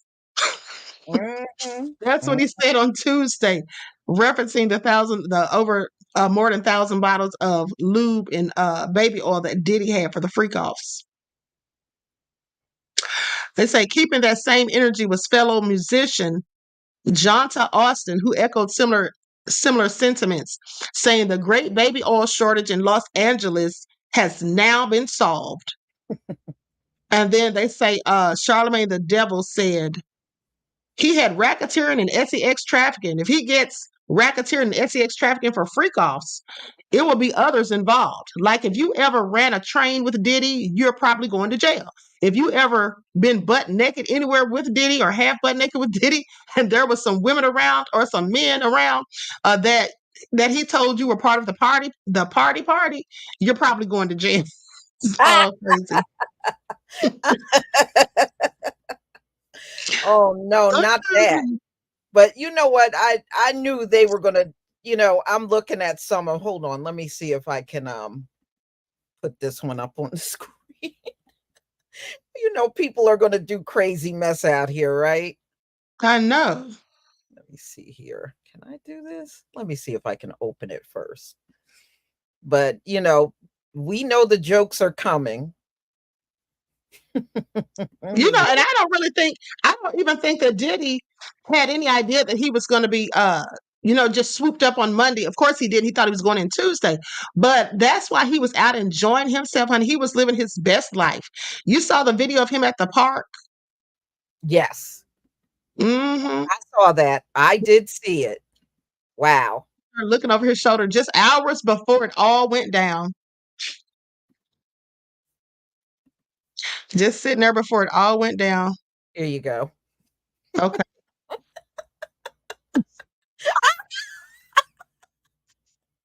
Yes, there's all kinds of memes out there like this with him surrounded by baby. Man, this is all nefarious. Okay, above all the drama said, damn lube abuser. Queen Sam said, if the gloves don't fit, use lubricant. You all are terrible. I tell you what, Timber Dan said, whoever sold those baby oils to them, they probably made a lot of money, y'all. That person I made mean, a they lot had of money. to. But he had to have got, listen, he could not have bought that from anybody's store. He had to literally go to the warehouse where they make it. He didn't have to. How did you get that much? And like literally a jar of baby oil lasts for months, at least 3 to 6 months. So why would he need 1,000? This is all crazy. Timber Dan said, Alexa, play 99 bottles of lube on the wall. Okay. Thank you for your contribution to the channel, beloved. Peace, love, and blessings. Honey, this is all crazy. So I guess we're going to get on up out of here, but that's the update for now. So if you missed the video from this morning, go back and watch that, guys, because like I said, I had the court transcripts that I read and those leaked text messages. And I showed the deplorable conditions of that jail that Diddy's house did, honey. I know he's really going through it. Can you imagine, Lisa, not being able to eat good food? Sitting up in there, probably got diarrhea, stomach cramps, sweats, all kinds of stuff from his opioid withdrawal symptoms. And then you just can't really get to the phone or the library because they said I didn't understand that. Now, why would they say that Diddy's not going to really be able to use the phone or the library? Why do you think that is? Because the inmates from Gen Pop can also go to the library and stuff because he can get caught up like Derek Chauvin. He can get caught up in there. Like yeah, that's what he doesn't want to happen. Oof. This is all bad. Well, he brought it on himself, and I knew it was coming. I knew it was absolutely coming. And so please pay attention. Can you imagine all right. that they bring the baby oil into court as evidence? Right. And now, Lisa, before we go, though, but tell everybody how Diddy had on the same darn clothes. Yes. He's made 2 court appearances. One the next day on Tuesday and then on Wednesday, and they said he was still in the same outfit that he was arrested in. He is still in the same clothes. This is all so sad. They just doing Diddy so dirty. I'm gonna have to go and try to bust. I'm gonna have to go and try to break him out. This is. I'm gonna have to go and try to bust him out because I know he can't take it. They're gonna have to put him in that shower by himself because I think if they put the other inmates in the shower, because they take group showers. Yeah, and if they take them, and if they put other inmates in there, he ain't gonna make it out of that shower. Especially after the stuff that he's accused of. Okay. And let's not forget that he was talking to that prison coach months ago. I reported on the West Wexner. I think this is not West Wexner. What is that guy's name? Watson or whatever. That prison coach. He was on a video with him, like they were just casually bumped into each other. I'm like, no, that man prepares people for prison. And he always tells them, don't go there with messed up paperwork, with bad paperwork where it said that you harm children or women or any stuff like that. He was like, that's going to be bad for you. And so that's why they got to keep Diddy out of general population. Yeah, well, he definitely harmed women. So, and it was way more than Cassie. Yeah, definitely. All right. I guess we're going to be up out of here. So everyone, please like and share. Please get the likes up. Please like the video before you leave out. Okay. And stay tuned for more updates. All right. As they come in. Diddy alone kept J&J business, kept them in business. Okay. Absolutely. Johnson loves him, I'm sure. All right. So anything you want to go over, Lisa, that I may have forgotten before we leave off of here? No, but it's going to be, these next few weeks are going to be very interesting. Yeah. They really are very interesting. Y'all just watch the people that are resigning and stepping back. That's going to be very telling. Right. Yeah, this is going to be real crazy. It's going to be real crazy. I should have talked about Kabami while I was on here because I had some info on her. I had a few things on her. They said she's up in the polls. Yeah, but you really can't go by the polls because if you remember back in 2016 when Trump was running against Hillary, Hillary was up in the polls. She was. Right. She was up in the Yeah. polls for really most of the election. And then when they had the actual, people started going out there and voting, she lost. Mm-hmm. So it really don't matter what the polls say at this point in time. Yeah. It looks like somebody's trying to take Trump up out of here before the election. These people. Yeah, his own people. Yeah. It seems like every time somebody takes a shot at him, it's his own people. Mm-hmm. Exactly. It's not us. Right. The first guy and this other guy, they were both registered Republicans. Exactly. Isn't that something? Mm-hmm. Okay, so look, we got footage of Kabami, right? Uh-huh. Harris on what's happening to community in Springfield, Ohio, amid false rumors. So she must be talking about when Trump was saying the immigrants were eating cats. Yes. But what I was telling people, Lisa, that to me, the media tries to just keep stuff going because rather than them talking about the issues that Black people are complaining about in Colorado with those Venezuelan migrants, I just want to sweep that under the rug, in my opinion. They keep talking about Trump saying the Haitians ate the cats and stuff. That's already been debunked. That lady wasn't Haitian, and that lady probably, in my opinion, had mental health issues. But the interesting thing is, during that debate, Trump never said Haitian. He said immigrants. The media put that out. And then when they came out and said, they had an article saying that Trump said he was going to send Haitians to Venezuela. Mm-hmm. I'm like, these people are just trying to keep us off track, trying to distract us because they keep trying to act like the people in Colorado are just saying this stuff and these immigrants are not wreaking havoc, and keeping up mess down there with these gangs and stuff. Well, yeah. I mean, look, with that, if you remember when all that stuff came out with the Haitians being whipped by the border guards on horseback, I remember that. Biden was the one that was like, he want them people out of here. He was, it seems like when it's the Black immigrants, they want them out. They want them to get out. But anything that comes south from the border that's light and bright enough, they don't get rid of that. That's right. That's right. And they were beating them with the reins, because when people were saying they're beating them with whips, they were like, "Oh, they're not being beaten with whips." And I was like, "We saw it. Yeah. The reins that you have the hearts with, but at the end of the day, you can use that for a whip, and they know it. They're trying to play with semantics." Mm-hmm. Exactly. We've never seen them do that to the Mexicans or the Guatemalans coming over here. Never. And they are infiltrated by those drug cartels. So, I mean, when they come to the border, you can't distinguish who is who, and they done smarten up. Those gangs have said, because, they always look for tattoos on them to identify whether they're gang members or not. Well, they done smarten up. They told their new members to get no tattoos. That way, when they go to the border, they can't distinguish between an asylum seeker and a drug cartel. Isn't that slick? Mm-hmm. Isn't that slick? And they're still letting them come over here, Kabami and Biden. Honey, they need to sit down somewhere. Hold on, let me pull this up because this is the interview that she did. I haven't seen it, but I'm sure it's lackluster because that's what she is. Ohio and what's happening there. We've seen school closures, parents worried about their kids leaving the home because of racist conspiracy theories that I won't repeat here, but they have been repeated by leaders on the Republican side, President Trump,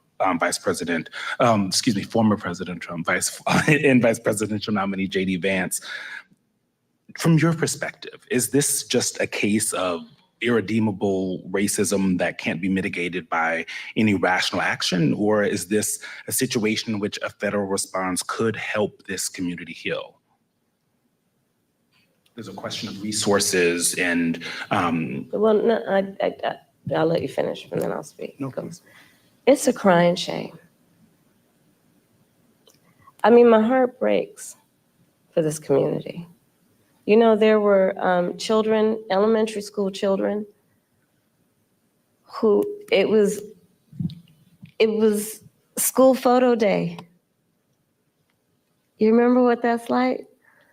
Going to school on picture day?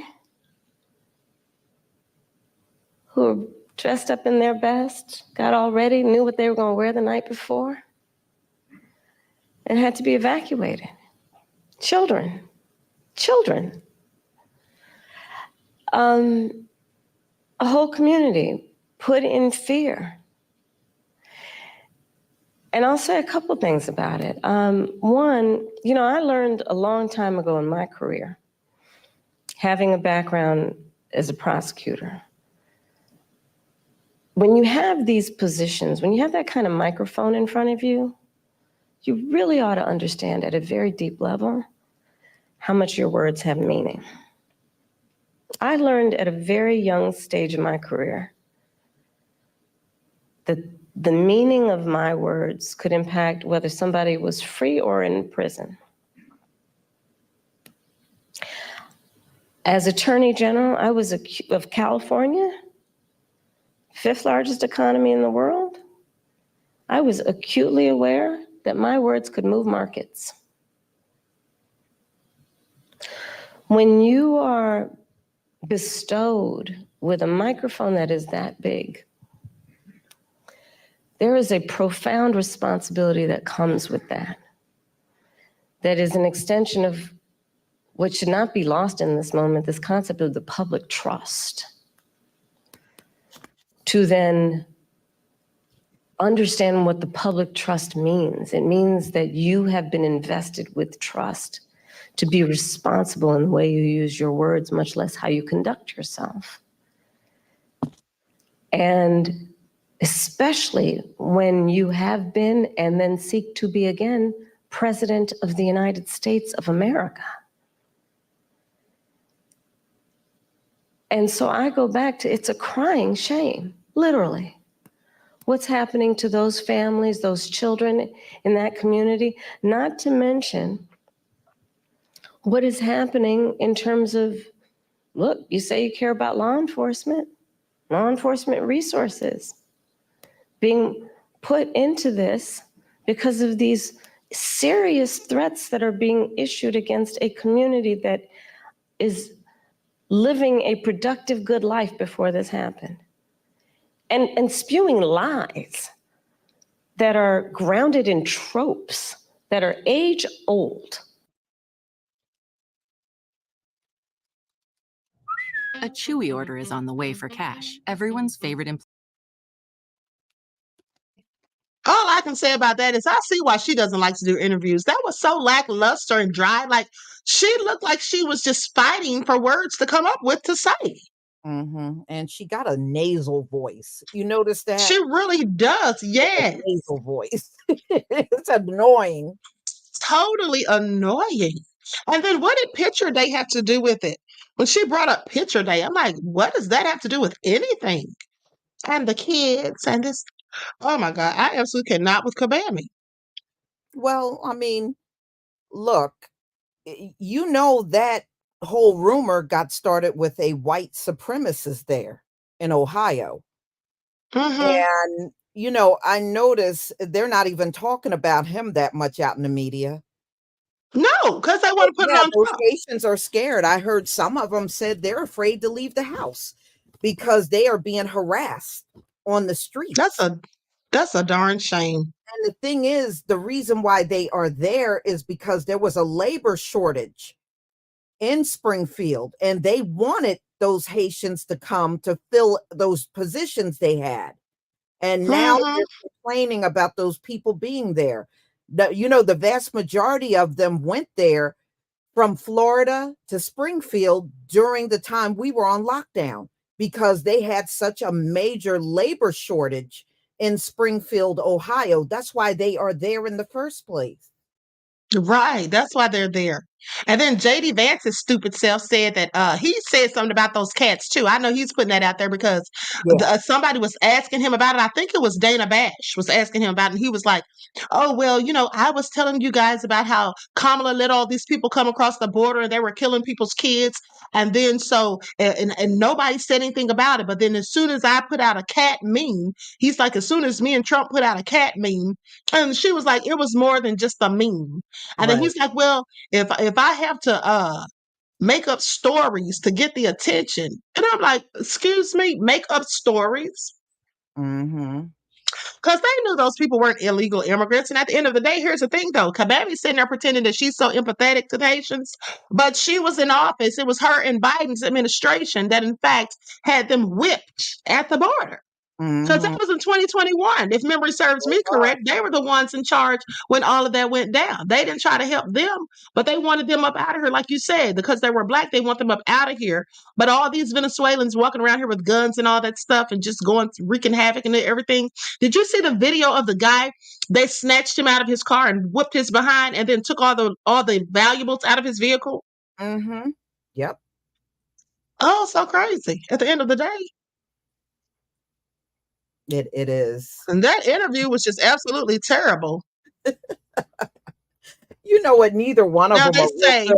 Trump ain't they good at say that interviewing either. You know, both of them really are terrible at interviewing. Trump is terrible too. Yeah. But Yeah, Kamala, absolutely. yeah, Kamala can put you in a coma. Exactly. Hold on. Support the arts. Support the arts is somebody who's a big Kamala fan. Support the arts says, but Kamala isn't the president yet. This is all on Joe Biden. No, it's not all on Joe Biden.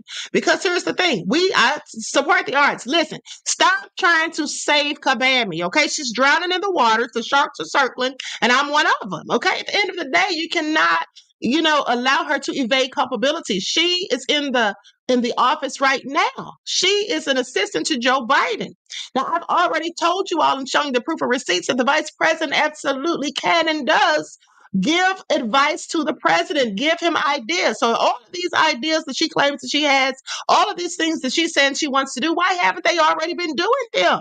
Now, even if we just look past that, let's just look past and say, okay, she can't do anything. Well, here's the thing.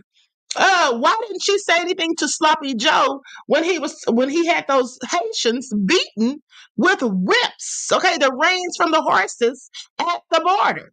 Why didn't they let them stay here? They let the Venezuelans, the Guatemalans, the Mexicans, they let them all stay here. Why couldn't the Haitians stay here? Now she wants to pretend that she loves the Haitian community and she's so forlorn because of the things that they're going through. Please miss me with it. Right. And remember this, because I've done quite a few videos on those Venezuelans and their criminal activities. Yeah. Up in New York, many of them have been arrested multiple times. And even NYPD is saying every time they arrest the same person, they get a different name. And so no matter how many times they are arrested, they never get deported. Never. So when Trump says, I'm going to deport these people, well, what about the ones that are committing crimes? Why aren't they on your priority list? Yeah, they should be deported. They should be deported because this is all real crazy. These darn Venezuelans wreaking havoc. Okay. Mm-hmm. O'Reilly says Trump is better at interviews, ma'am. I'm not defending the man, but let's keep it 100. No, Trump is not better at interviewing. Number one, when every time Donald Trump is interviewed, it is filled with lies. Donald Trump can't get through an interview without a boatload of lies. How is that better? Well, he will tell a whole bunch of lies, but I think they probably mean it's better because he's hilarious. Because the stuff that Trump says is so nonsensical. He will make you laugh. He'll make you laugh. Kamala will put you to sleep. Being honest, right? If you ain't being honest and telling the truth in the interview, then how is that better? Exactly. No, here's the thing though. Now, so did Trump say he was going to send the Haitians back or the Venezuelans? Because the article that I saw, I literally showed the video where he said something about the Venezuelans. He was going to have people sent back to Venezuela. That's what he literally said. So I said, okay, he should send them back if he gets in office, which he probably won't. But then there was an article that said Trump says he's going to send Haitians back to Venezuela. And I said, that don't even make sense. How can he send Haitians anywhere to Venezuela? They're not even from there. See, I think the media puts out some of these narratives. That's what I think, because I showed the video of him literally saying that he was going to send the Venezuelans back. He said, I'm sending people back to Venezuela. That's what he said. Now, I'm like, the media, they be putting out stuff, but they don't put out anything on Kabami. That's what they don't do. And just like when that guy, David Muir, and the other lady who's Kamala's sorority sister, when they were fact checking Trump during the debate, they didn't fact check Kabami, and she told a couple of lies too. Now I don't know if she intentionally lied or just didn't know what she was talking about, but she clearly there were some things debunked by what she said. In fact, absolutely. But but they're politicians. That's all most politicians are anyway, a bunch of liars. But exactly. If you remember, Joe Biden gave the whole border situation to Kamala. And you remember Kamala never went down to the border one time. And that just goes not to show once. You, no matter how much she talks up the immigrants, she didn't want to go down at that border and be around them. That says a lot right there. Yeah. That's a lot. So you want to talk up these people, you want to defend them, but you sure don't want to be around them, do you? Exactly. Border one time. Exactly. And here's the thing: they're saying that Kamala's secret weapon to win the male voters is walls. Yeah, but that's her secret weapon. But you know what? Think about that. That ain't gonna work on the black man. But that's exactly what I'm thinking. It'll work on the black man. Now it may work on all these other men, these white men and all that. But the average brother ain't gonna vote for her because she promises a wall. I think they know not to trust Kamala. If that's the case, if you want to put a wall there, how come you and Joe Biden didn't do that now? Thank you. That's what I'm screaming. Right? And people keep trying to give her passes. Oh, she's not the president. She doesn't have to be the president. That's the job that Joe Biden gave her when they first got in office. And that's why they call her the border czar. She has not been to that border not one single time. And here's the question, Lisa. Where in the hell is those 320,000 missing immigrant children? Right. Yeah. Okay. Let's not forget that Tara Rhodes, who's a whistleblower who was actually working with the children, and she said that they were giving them to supposed, what did they call the people? Not supporters, but they were giving them to these, I forget the word that she used, but they were giving them to these people that were supposed to be helping them, like keeping them, right? Sponsors. That's what she called them. They were sponsors. And she said these people were involved in human trafficking. And some of these children were into forced labor and other things, sex trafficking and all of that. Now, she testified to all of this. And nobody's come out and said that she lied. Nobody's come out and filed defamation. Nobody said anything against her. So at the end of the day, must be true. And let's not forget that in the dark of night, it was reported maybe sometime last year or even maybe before that, that some of these migrant children were being flown across the country over to New York in the dark of night without guardians. What was really going on here? You know what I'm saying? And then that police officer that they said turned up dead in Vegas for running his mouth about Kabami and some other stuff, which I'm not even going to get into all of it, but it was all crazy is all I'm saying. I'm going to share my screen because this is the video of Tim Walz when they're sitting there talking about he's going to be her secret weapon, honey. I'd like to know how. Glass ceiling is shattered and Kamala Harris steps through. Tim Walz is hard at work on one of his most important assignments. You saw it. Kamala Harris can take care of herself. Our job is to do the blocking and tackling and cover her back. He and his running mate rarely discuss gender, yet the gender gap may help decide the election. Strong support from women has put Kamala Harris within reach of defeating Donald Trump. When we fight, we win. But with 48 days to go, her campaign is racing to win over another critical set of voters, men. It would be phenomenal to have the first female president, and that's exciting. Yeah. Also, Donald Trump is a strong president, he gets things done. So are you undecided? Definitely undecided, yeah. I didn't know Kamala was so well-spoken, That was a change from Biden. Anthony Hernandez, a 36-year-old North Carolina voter, is among those at the center of an intense tug-of-war. His ultimate decision holds clues for November. The Trump campaign is working to widen its advantage with male voters overall, particularly young men, with the former president deploying old-school muscle. Let Trump-Ahmadiyyah run wild, brother! As Democrats take a far different approach to chip away at Trump's edge, with Walz speaking directly to husbands and fathers. Do you want J.D. Vance deciding about your wife and daughter's health? His frequent retort on abortion rights, Mind your own damn business. struck a chord with Toby Pierce, who saw Walls Tuesday night in Asheville. It's none of your damn business is my motto now. I think that's a wonderful way to talk about the whole abortion and reproductive rights. At a rain-soaked rally, Alex Vigil and Kevin Miller said they believe Trump exhaustion could help Democrats make inroads with men and women alike. I'm seeing a lot less Trump flags in our parking lot. I'm seeing a lot more of my staff who used to be for Trump are a little more excited or a little pushing Trump away. I'm hoping that it's going to be a surprise. There'll be a lot more men than we think. This t-shirt was a gift to Bruce Sargent from his daughter after Trump was first elected. He knows he's in the minority when it comes to how many men vote. We're going to rely on a lot of the women showing out. The men just need to just stand behind those women and come out with them. It's an open question just how many men will do that.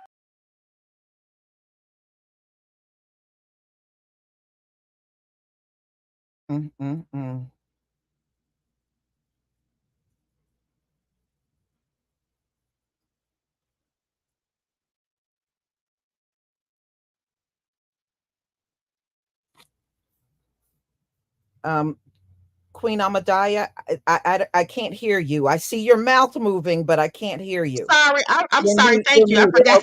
I forgot I was muted. Okay, so here's the thing.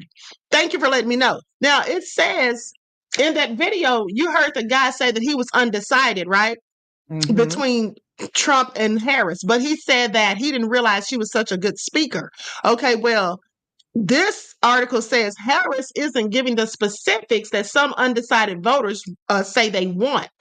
And that's what I would have to say. She doesn't give very much specific details. So they say, while the Democratic nominee has been clear about what she is not, Donald Trump saying that she is not Donald Trump.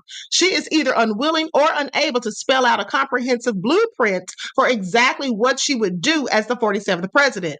Now, in an interview on Tuesday, the vice president mostly stuck to the broad themes and headlines about her economic plan that were largely familiar from a previous big picture policy speech and her convention address. Now, but a candidate who has been criticized by opponents for running on vibes and surfing a wave of joy refused to be pinned down on specifics and details, instead citing her values and background to attest to her sincerity. That's all she ever talks about. I was born the daughter of a, and she always talks about her family and all of that. Like, girl, we're tired of hearing it. Talking about how she had to work a job at McDonald's. I doubt very seriously Kabami ever worked at McDonald's. I don't believe her. I think she just makes up things to try to make herself seem more relatable to people like me. Okay? Right. That's just what I get. According to her, she was smoking weed and listening to Tupac in college, and Tupac wasn't even out then. Exactly. Okay. And then let's not forget when she shouted out Fife Dog from A Tribe Called Quest and he was already dead. I'm like, this lady is just ridiculous. She just sitting up her lying, trying to act like she's so down with the Black community and doesn't even know what she's talking about. And I think many of us were too through when she talked about washing her greens in the bathtub. I said, I ain't never heard of such a thing. I never met any Black man or woman that cooks greens and they clean their greens in a bathtub. I never heard of nothing like that. Absolutely despicable. Who has done that? Okay, who would even think of it? So you know she's lost her mind, honey. She has lost her mind. Now, here's what they say. So in an interview on Tuesday, the vice president mostly stuck to her broad themes and headlines about her economic plan.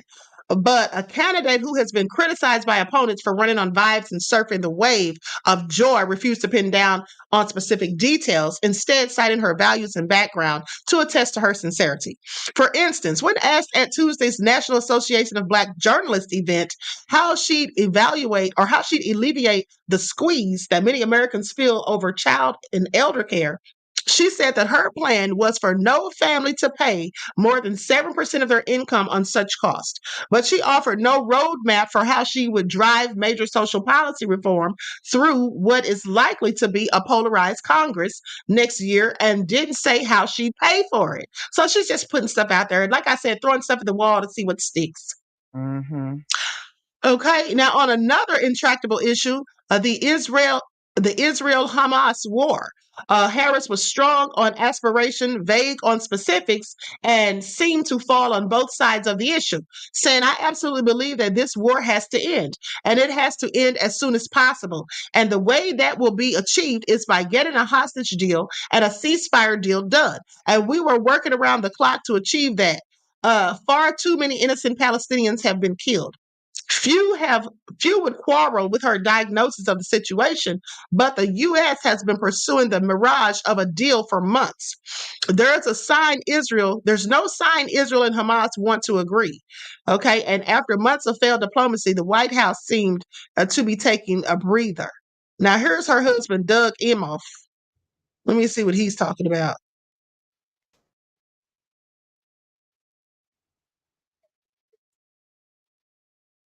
It's going to take a minute for that to queue. So while we're waiting for that to queue, let's have a word from our sponsor at 12 Tribes. Likes up, everyone, please like and share. Do not buy 12 Tribes on Earth hair growth oil and hair magic elixir unless you want super healthy, gorgeous hair that grows.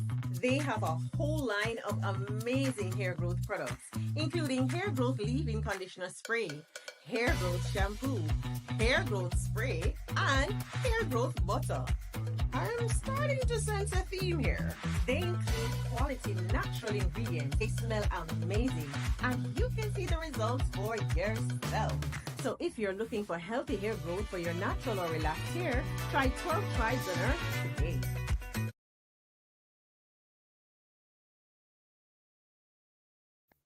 Okay, so you can purchase the 12 Tribes. Let me tell you, I got people that bought my product when it first came out in May and June, and they already got 3 inches of new growth on their head.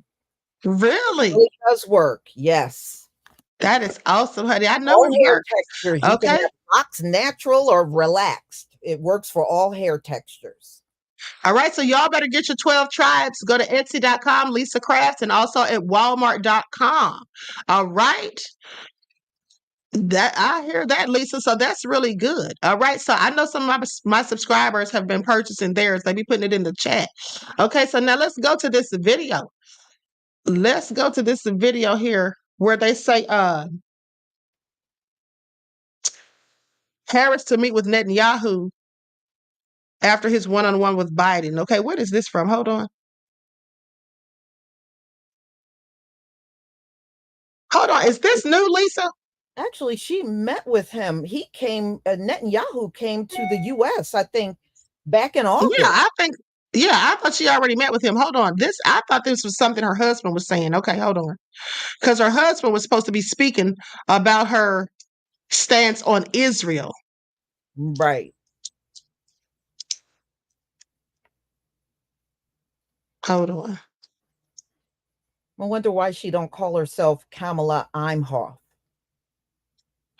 Yeah, I was wondering that too. I have several questions about that.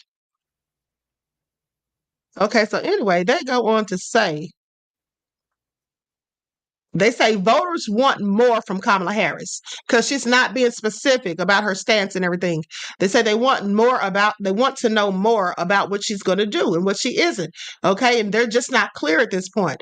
Donald Trump has been given some ideas of what he's going to do, and for the most part, she's just been copying his talking points in many cases. So I just find it all very interesting. Because as you can see from that interview we just listened to, she's not very well spoken to me. I'm sorry. People say that she is, but she's not well spoken to me at all. In fact, it seems like she struggles to figure out what to say when she's asked certain questions. And then it seems like when she gets lost or when she can't figure out what to say next, she immediately resorts back to talking about her family, how she was raised by a single mom or this, that, and the third, or it talks about her grandmother or the people in the village who helped to raise her and her sister. Like, girl, we're tired of hearing it. Tell us what you're going to do about these policies. What you see in Kamala is, Queen, as long as it's scripted, she's good. Remember, while on the campaign trail, all this stuff she's saying is scripted. So she knows what she's going to say and what she's going to do. That's why she got that flow at the mic. But when you catch her off guard and she got to kind of go freestyle in her interview, she don't do well at all. Right. You can definitely see the difference. Okay. Can definitely, and that's why that first interview she sat down, she had Tim Walz there with her. Which She is needed unheard support. unheard of for a presidential candidate to bring Right, for the somebody else to an interview. You know, that looks weak. It does. And that's exactly how she looked. And even at the debate, she looked very nervous at first. Later on, as it went on and progressed, she seemed to have gotten a bit more relaxed. But at the first beginning, she seemed like she was very nervous to me. Like she just wasn't, calm or whatever. Right. Exactly. hmm Exactly. Somebody said she doesn't seem confident at all. Who said that? Andrea said, yeah, she doesn't seem confident at all. Laverne said she never actually answered directly the questions. Exactly. She was gaslighting and deflecting. That's what she always does. Brenda said it's the Jack Daniel effect. Okay. So anyway, with that all being said, I guess we're going to be up out of here. Okay, so everyone, please please be sure to hit the like button before you roll out. Don't forget to purchase your 12 Tribes hair oil. And y'all listen out, because I told y'all, Lisa done talked me into doing my hair oils too, my skin oil and all of that. So they'll be coming soon. So don't y'all sit up and say, oh, the queen's hating on Lisa, because Lisa's the one who gave me the idea. So y'all can sit down somewhere. No. You know how they be We messy, need Lisa. more Listen. Yeah, we need more brothers and sisters out there selling, not just me. And I'm glad the That's queen right. is getting ready to come on board. I welcome it. I That's can't right. wait, because when she come out, you're going to hear me talking about it on my channel. I'm ready to promote her. Okay, that's my dear sister. Y'all need to sit down somewhere. Because Lisa, I was telling you how as soon as I showed your promotional video on here and started bragging about your hair, or somebody's like, oh, Queen, Lisa Cabrera was talking about such and such this morning. She tried to beat you to the punch. I mean, beat me to the punch. Like, Beat Lisa, her to the punch on my own or she problem. even I'm like, Lisa sends me stories before she even reports on them herself. What are you talking about? Not beat me to the punch. People be so messy. It was a troll, clearly, because it was somebody I never saw in the chat, and I haven't seen them since. Okay, I just want you to pay attention to how people be up here trying to call us B. Y'all can sit down somewhere, haters. Okay? Hold on. Somebody said, Queen, Diddy got the plug on baby oil. Yeah, that's what I need to start selling now is baby oil, since Diddy had so much of it. Okay, that's going to be trending next. This is all crazy. So anyway, listen, I love you all to life. I'm glad you all tuned in. Everyone, please like and share this video before you roll out, okay? Remember, it doesn't cost you a thing. And if you haven't subscribed to Lisa Cabrera's channel, make sure you do. All right, so with that all being said, each one teach one. That's how we grow and thrive. Do something productive, constructive, but never destructive. And always remember, beloveds, to keep the Most High first in your lives. Peace. Shalom, family.